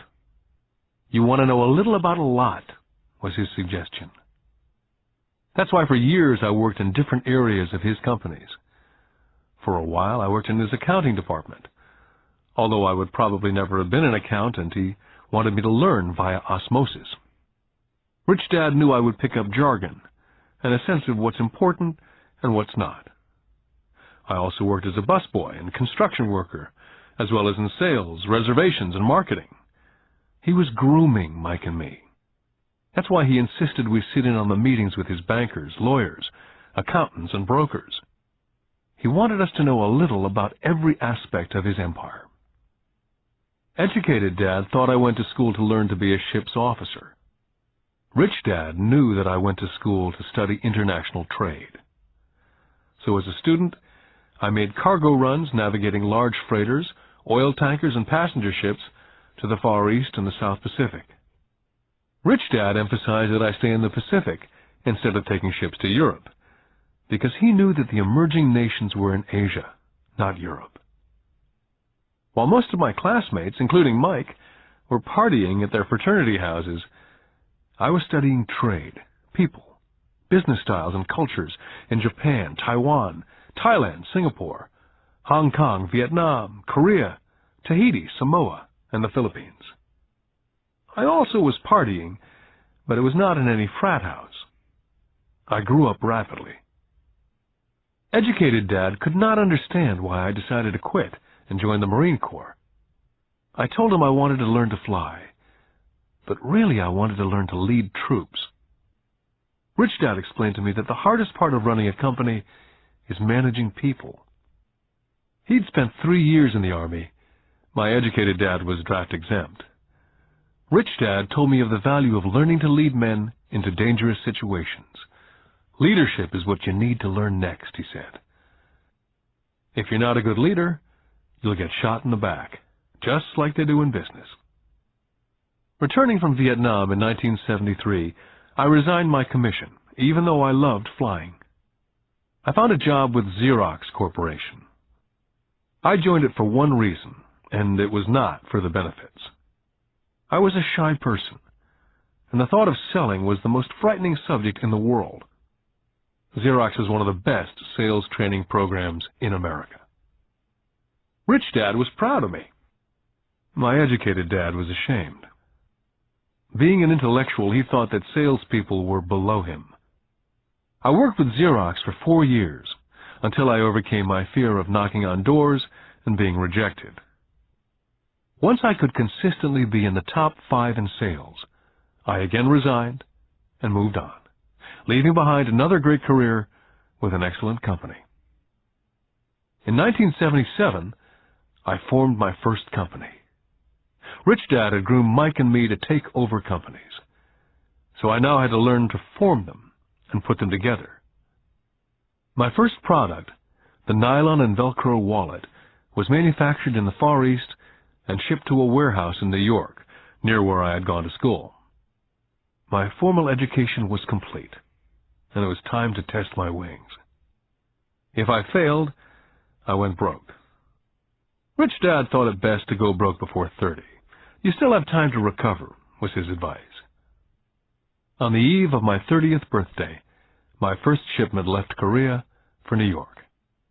Today, I still do business internationally, and as my rich dad encouraged me to do, I keep seeking the emerging nations. Today, my investment company invests in South America, Asia, Norway, and Russia. There's an old cliche that goes, JOB is an acronym for just over broke. And unfortunately, I would say that the saying applies to millions of people. Because school does not think financial intelligence is an intelligence, most workers live within their means. They work and they pay bills.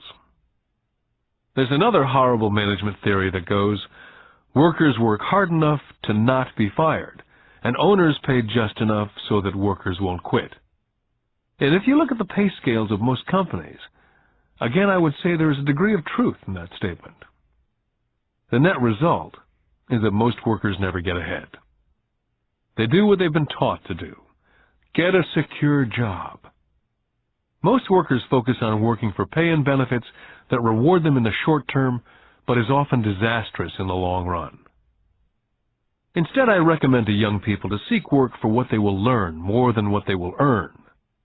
Look down the road at what skills they want to acquire before choosing a specific profession, and before getting trapped in a rat race. When I speak to adults who want to earn more money, I always recommend the same thing. I suggest taking a long view of their life. Instead of simply working for the money and security, which I admit are important, I suggest they take a second job that will teach them a second skill. Often I recommend joining a network marketing company, also called multi-level marketing, if they want to learn sales skills. Some of these companies have excellent training programs that help people get over their fear of failure and rejection, which are the main reasons people are unsuccessful. Education is more valuable than money in the long run. When I ask the classes I teach, how many of you can cook a better hamburger than McDonald's? Almost all of the students raise their hands. I then ask, so if most of you can cook a better hamburger, how come McDonald's makes more money than you? The answer is obvious. McDonald's is excellent at business systems.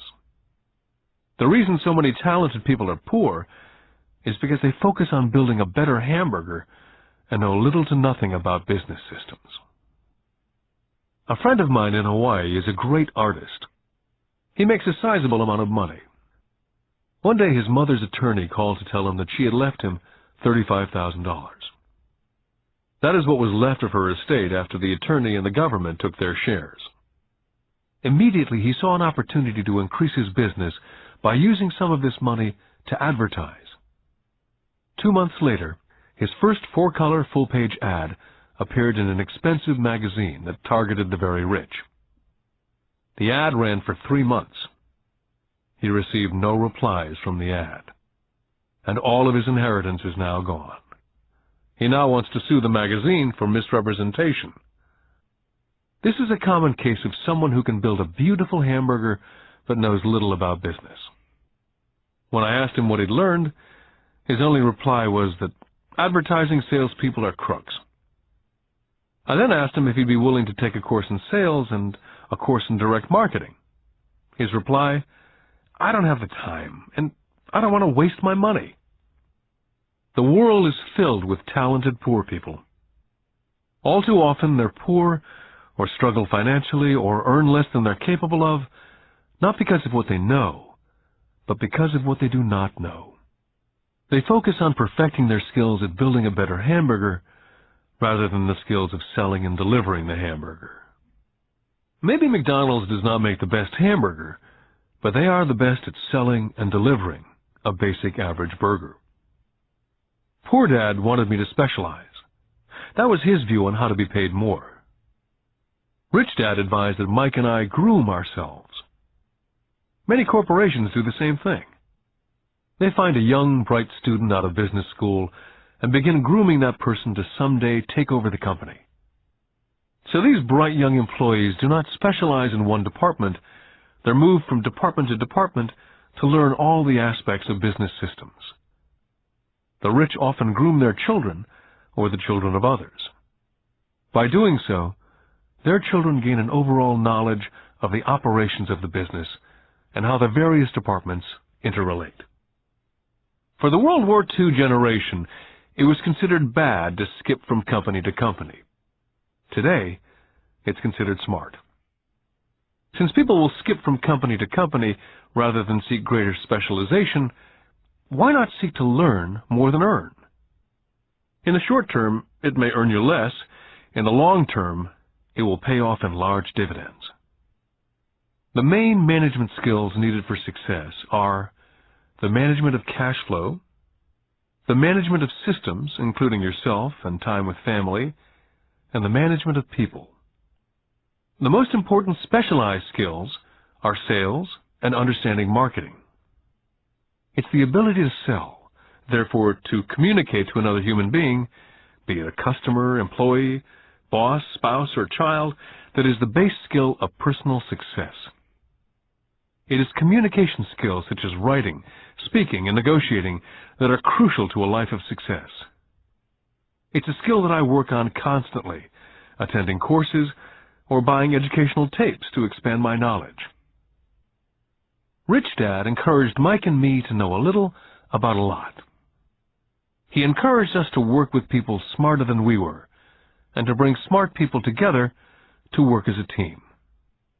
Today it would be called a synergy of professional specialties. Today I meet ex-school teachers earning hundreds of thousands of dollars a year. They earn that much because they have specialized skills in their field, as well as other skills. They can teach as well as sell and market. I know of no other skills to be more important than selling as well as marketing. The skills of selling and marketing are difficult for most people, primarily due to their fear of rejection. The better you are at communicating, negotiating, and handling your fear of rejection, the easier life is. Just as I advise that newspaper writer who wanted to become a best-selling author, I advise anyone else today. Being technically specialized has its strengths as well as its weaknesses. I have friends who are geniuses, but they cannot communicate effectively with other human beings. And as a result, their earnings are pitiful. I advise them to just spend a year learning to sell. And even if they earn nothing, their communication skills will improve. And that is priceless. Getting started. I wish I could say acquiring wealth was easy for me, but it wasn't. So in response to the question, how do I start, I offer the thought process I go through on a day-by-day basis. It really is easy to find great deals. I promise you that. It's just like riding a bike. After a little wobbling, it's a piece of cake. But when it comes to money, it's the determination to get through the wobbling that's a personal thing. To find million-dollar deals of a lifetime requires us to call on our financial genius. I believe that each of us has a financial genius within us.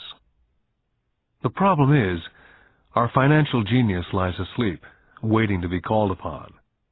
It lies asleep because our culture has educated us into believing that the love of money is the root of all evil. It's encouraged us to learn a profession so we can work for money, but failed to teach us how to have money work for us. It taught us not to worry about our financial future. Our company or the government would take care of us when our working days are over. However, it's our children, educated in the same school system, who will end up paying for it. The message is still to work hard, earn money, and spend it. And when we run short, we can always borrow more. Unfortunately, 90% of the Western world subscribes to the above dogma simply because it's easier to find a job and work for money. If you're not one of the masses, I offer you the following 10 steps to awaken your financial genius. I simply offer you the steps I have personally followed. If you want to follow some of them, great. If you don't, make up your own. Your financial genius is smart enough to develop its own list. Step number 1. I need a reason greater than reality. If you ask most people if they would like to be rich or financially free, they would say yes. But then reality sets in. The road seems too long with too many hills to climb. It's easier just to work for money and hand the excess over to your broker. A reason or a purpose is a combination of wants and don't wants. When people ask me what my reason for wanting to be rich is, it's a combination of deep emotional wants and don't wants. I will list a few. First, the don't wants, for they create the wants. I don't want to work all my life. I don't want what my parents aspired for, which was job security and a house in the suburbs. I don't like being an employee. Now the wants. I want to be free to travel the world and live in a lifestyle I love. I want to be young when I do this. I want to simply be free. I want control over my time and my life. I want money to work for me. Those are deep-seated emotional reasons. What are yours? As I said, I wish I could say it was easy. It wasn't. But it wasn't hard either. But without a strong reason or purpose, anything in life is hard. Step number 2. I choose daily. The power of choice. That is the main reason people want to live in a free country. We want the power to choose. Financially, with every dollar we get in our hands, we hold the power to choose our future to be rich, poor, or middle class. Our spending habits reflect who we are. Poor people simply have poor spending habits. Most people choose not to be rich. For 90% of the population, being rich is too much of a hassle. So they invent sayings that go, "I'm not interested in money," or "I'll never be rich. Or, I don't have to worry, I'm still young. Or, when I make some money, then I'll think about my future. Or, my husband, wife handles the finances. The problem with those statements is they rob the person who chooses to think such thoughts of two things. One is time, which is your most precious asset. And two is learning.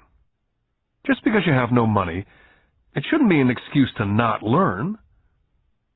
But that is a choice we all make daily. The choice of what we do with our time, our money, and what we put in our heads. That is the power of choice. All of us have choice. I just choose to be rich, and I make that choice every day.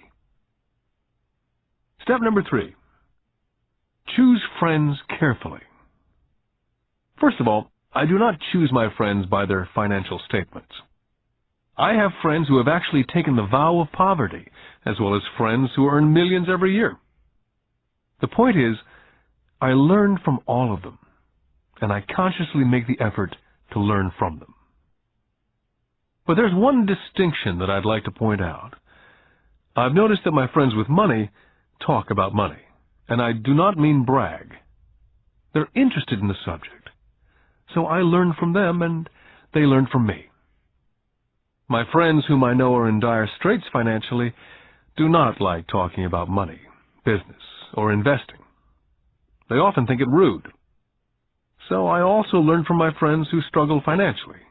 I find out what not to do. Step number 4. Master a formula and then learn a new one. In order to make bread, every baker follows a recipe, even if it's only held in their head. The same is true for making money.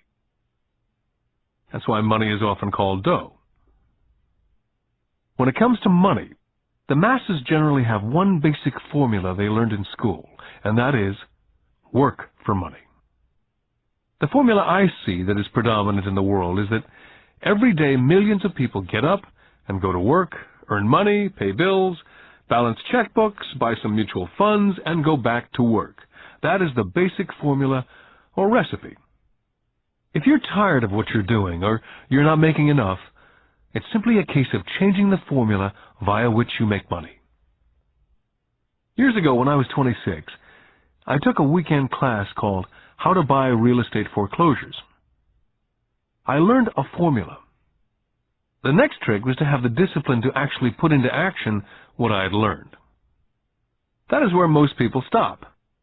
For 3 years while working for Xerox, I spent my spare time learning to master the art of buying foreclosures.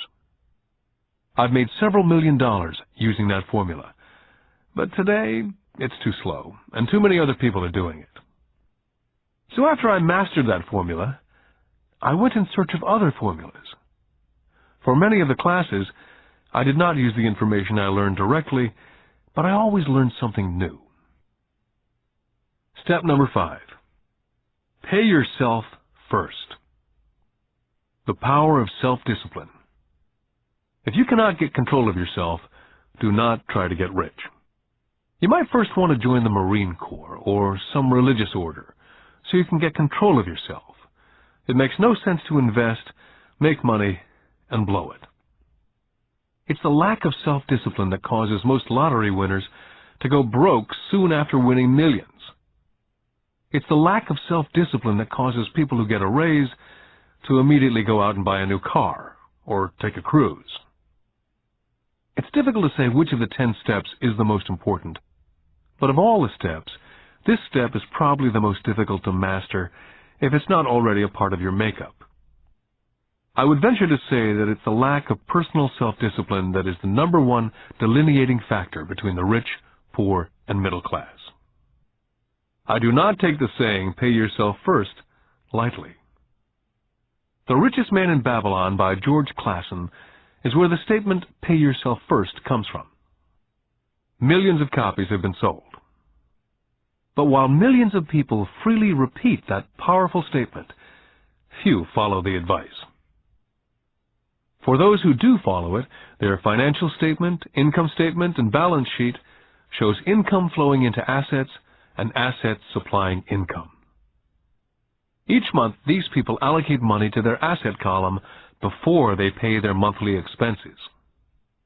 Although millions of people have read Klassen's book and understand the words pay yourself first, in reality they pay themselves last. Now I can hear the howls from those of you who sincerely believe in paying your bills first. And I can hear all the responsible people who pay their bills on time. I'm not saying be irresponsible and not pay your bills. All I'm saying is do what the program says, which is pay yourself first. The reason I don't have high credit card debt and doodad debt is because I want to pay myself first.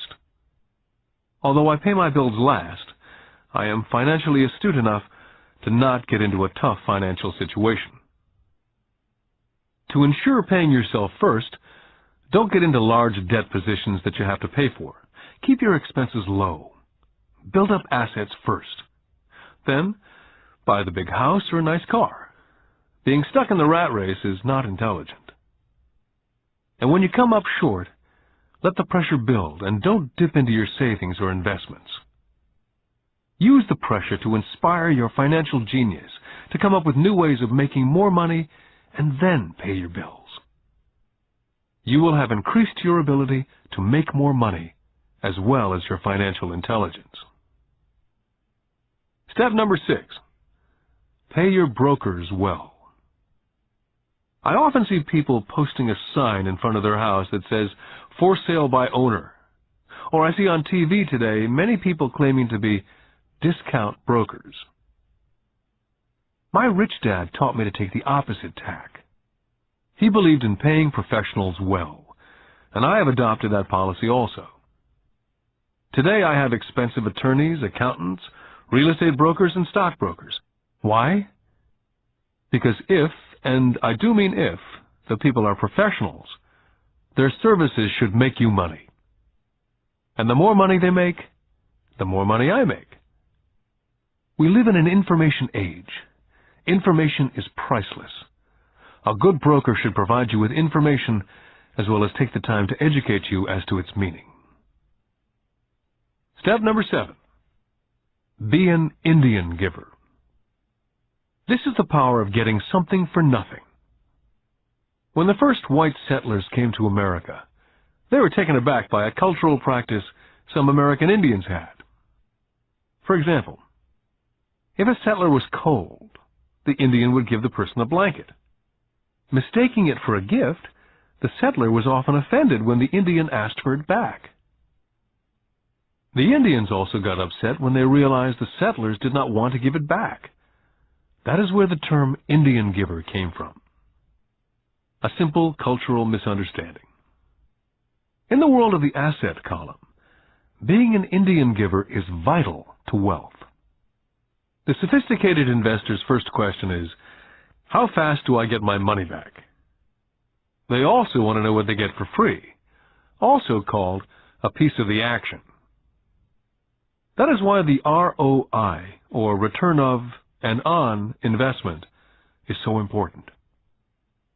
Frequently, my broker will call me and recommend I move a sizable amount of money into the stock of a company that he feels is just about to make a move that will add value to the stock, like announcing a new product. I will move my money in for a week to a month while the stock moves up. Then I pull my initial dollar amount out and stop worrying about the fluctuations of the market because my initial money is back and ready to work on another asset. So my money goes in and then it comes out, and I own an asset that was technically free. Step number 8. Assets buy luxuries. As I said in the section, pay yourself first. If a person cannot master the power of self-discipline, it's best not to try to get rich.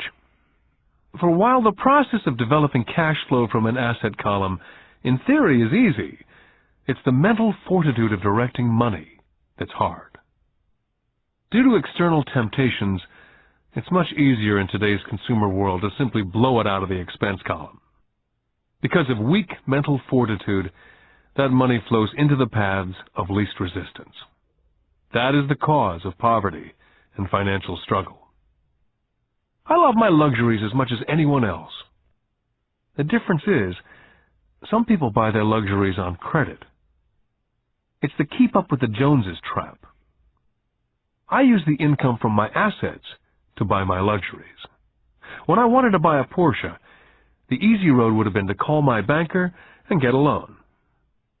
Instead of choosing to focus in the liability column, I chose to focus in the asset column. As a habit, I used my desire to consume to inspire and motivate my financial genius to invest. Too often today, we focus on borrowing money to get the things we want, instead of focusing on creating money. One is easier in the short term, but harder in the long term. It's a bad habit that we as individuals and as a nation have gotten into. Remember, the easy road often becomes hard, and the hard road often becomes easy. The earlier you can train yourself and those you love to be masters of money, the better. Money is a powerful force. Unfortunately, people use the power of money against them. If your financial intelligence is low, money will run all over you. It will be smarter than you. If money is smarter than you, you will work for it all your life. Step number 9. The need for heroes. When I was a kid, I greatly admired Willie Mays, Hank Aaron, Yogi Berra. They were my heroes. As a kid playing Little League, I wanted to be just like them. I treasured their baseball cards. I wanted to know everything about them. I knew the stats, the RBI, the ERAs, their batting averages, how much they got paid, and how they came up from the minors. I wanted to know everything because I wanted to be just like them. Every time, as a 9 or 10-year-old kid, when I stepped up to bat or played first base or catcher, it wasn't me. I was Yogi or Hank. It's one of the most powerful ways we learn that we often lose as adults. We lose our heroes. We lose our naivete. I have new heroes as I grow older. I have golf heroes such as Peter Jacobsen, Fred Couples, and Tiger Woods. I copy their swings and do my best to read everything I can about them. I also have heroes such as Donald Trump, Warren Buffett, Peter Lynch, George Soros, and Jim Rogers. In my older years, I know their stats, just like I knew the ERAs and RBI of my baseball heroes. I follow what Warren Buffett invests in and read anything I can about his point of view on the market. I read Peter Lynch's book to understand how he chooses stocks. And I read about Donald Trump, trying to find out how he negotiates and puts deals together. Just as I was not me when I was up to bat, when I'm in the market or I'm negotiating a deal, I am subconsciously acting with the bravado of Trump. Or when analyzing a trend, I look at it as though Peter Lynch were doing it. By having heroes, we tap into a tremendous source of raw genius. But heroes do more than simply inspire us. Heroes make things look easy. It's the making it look easy that convinces us to want to be just like them. If they can do it, so can I. Step number 10. Teach and you shall receive. Both of my dads were teachers. My rich dad taught me a lesson I've carried all my life, and that was the necessity of being charitable or giving. My educated dad gave a lot by the way of time and knowledge, but almost never gave money. As I said, he usually said that he would give when he had some extra money.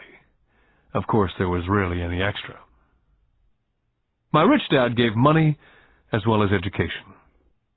He believed firmly in tithing. If you want something, you first need to give, he would always say. When he was short of money, he simply gave money to his church or to his favorite charity. If I could leave one single idea with you, it's that idea. Whenever you feel short or in need of something, give what you want first, and it will come back in buckets. That's true for money, a smile, love, friendship.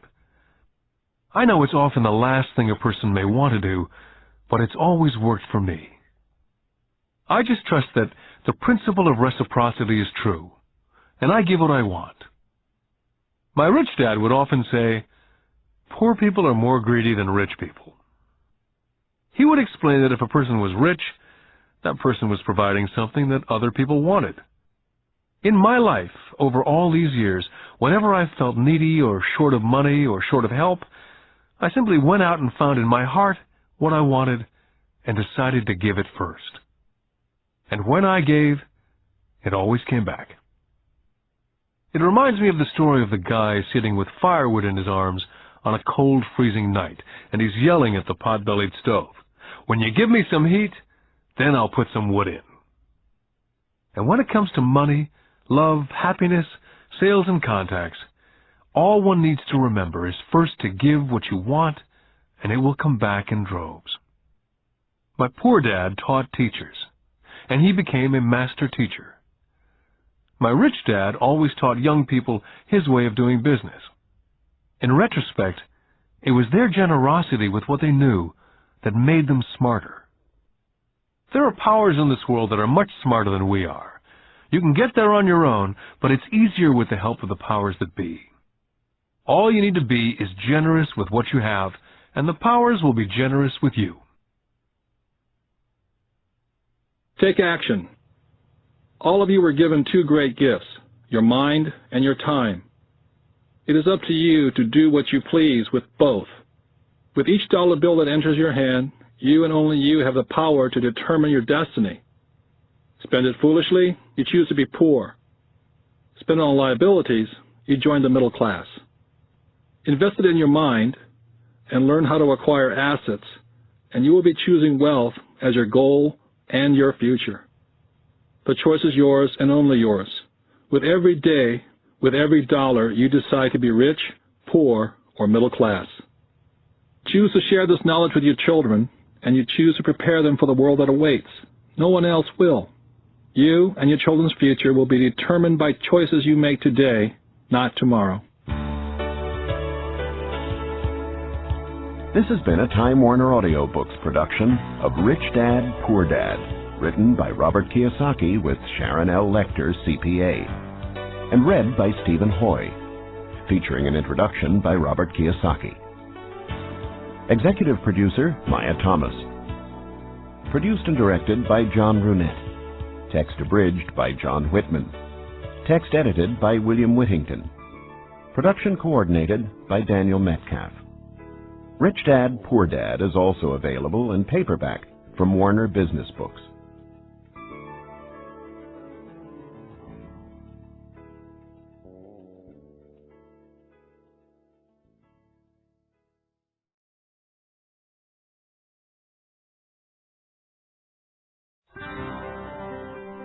Here's a sample from audio bestseller Rich Dad's Cash Flow Quadrant, a guide to financial freedom, written by Robert T. Kiyosaki with Sharon L. Lecter, CPA.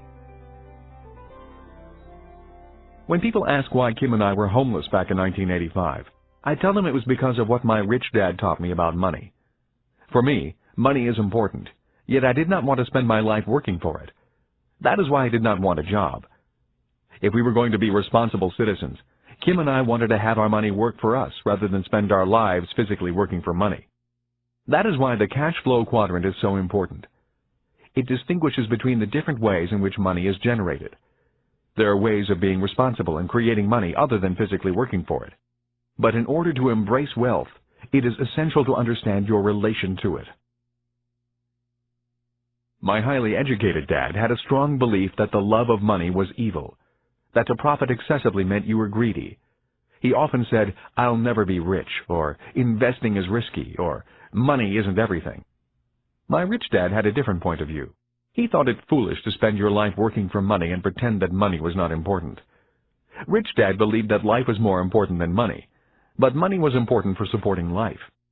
He often said, "You only have so many hours a day, and you can only work so hard.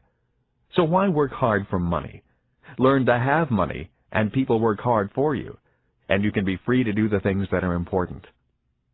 To my rich dad, what was important was to have lots of time to raise his kids, to have money to donate to charities and projects he supported, to bring jobs and financial stability to the community, to have time and money to take care of his health, and to be able to travel the world with his family.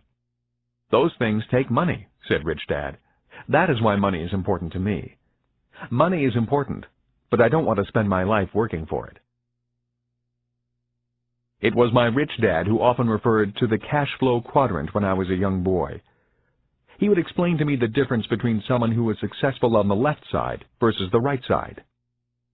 Having two dynamic and successful father figures around me gave meaning to what each was saying. But it was what they were doing that allowed me to begin to notice the differences between the ES side of the quadrant and the BI side. One painful lesson I experienced as a young boy was simply how much time one dad had available to spend with me versus the other. As the success and prominence of both dads grew, it was obvious that one dad had less and less time to spend with his wife and 4 children. My real dad was always on the road, at meetings, or dashing off to the airport for more meetings.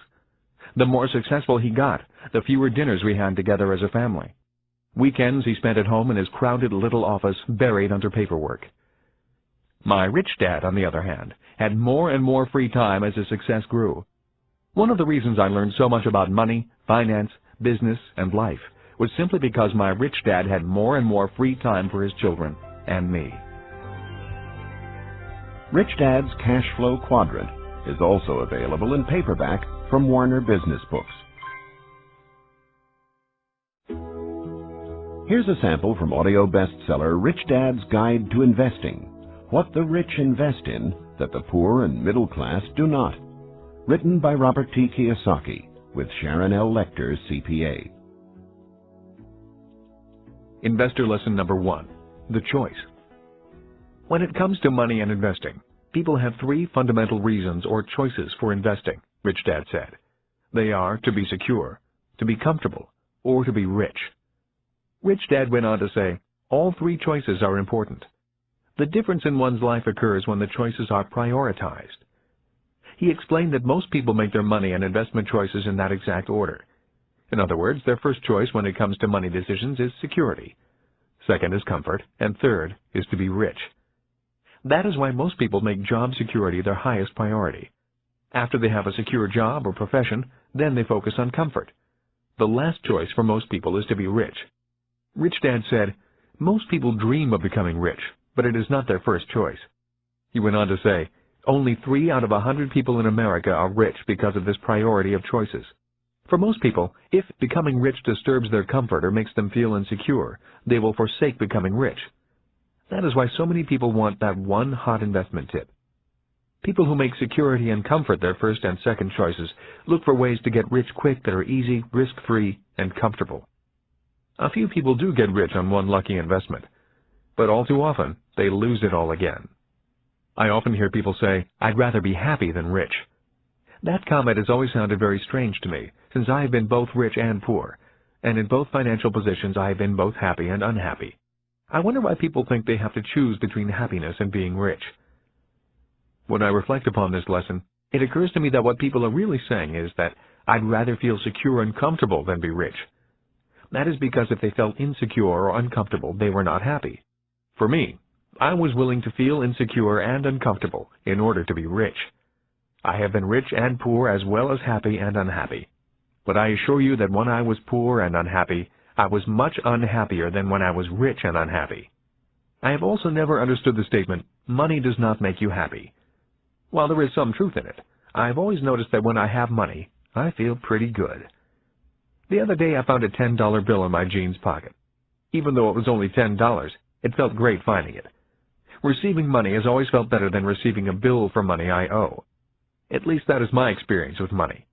I feel happy when it comes in and sad when it leaves me. That day, I put my priorities in this order. First, to be rich, then to be comfortable, and finally, to be secure. Rich Dad's Guide to Investing is also available in paperback from Warner Business Books.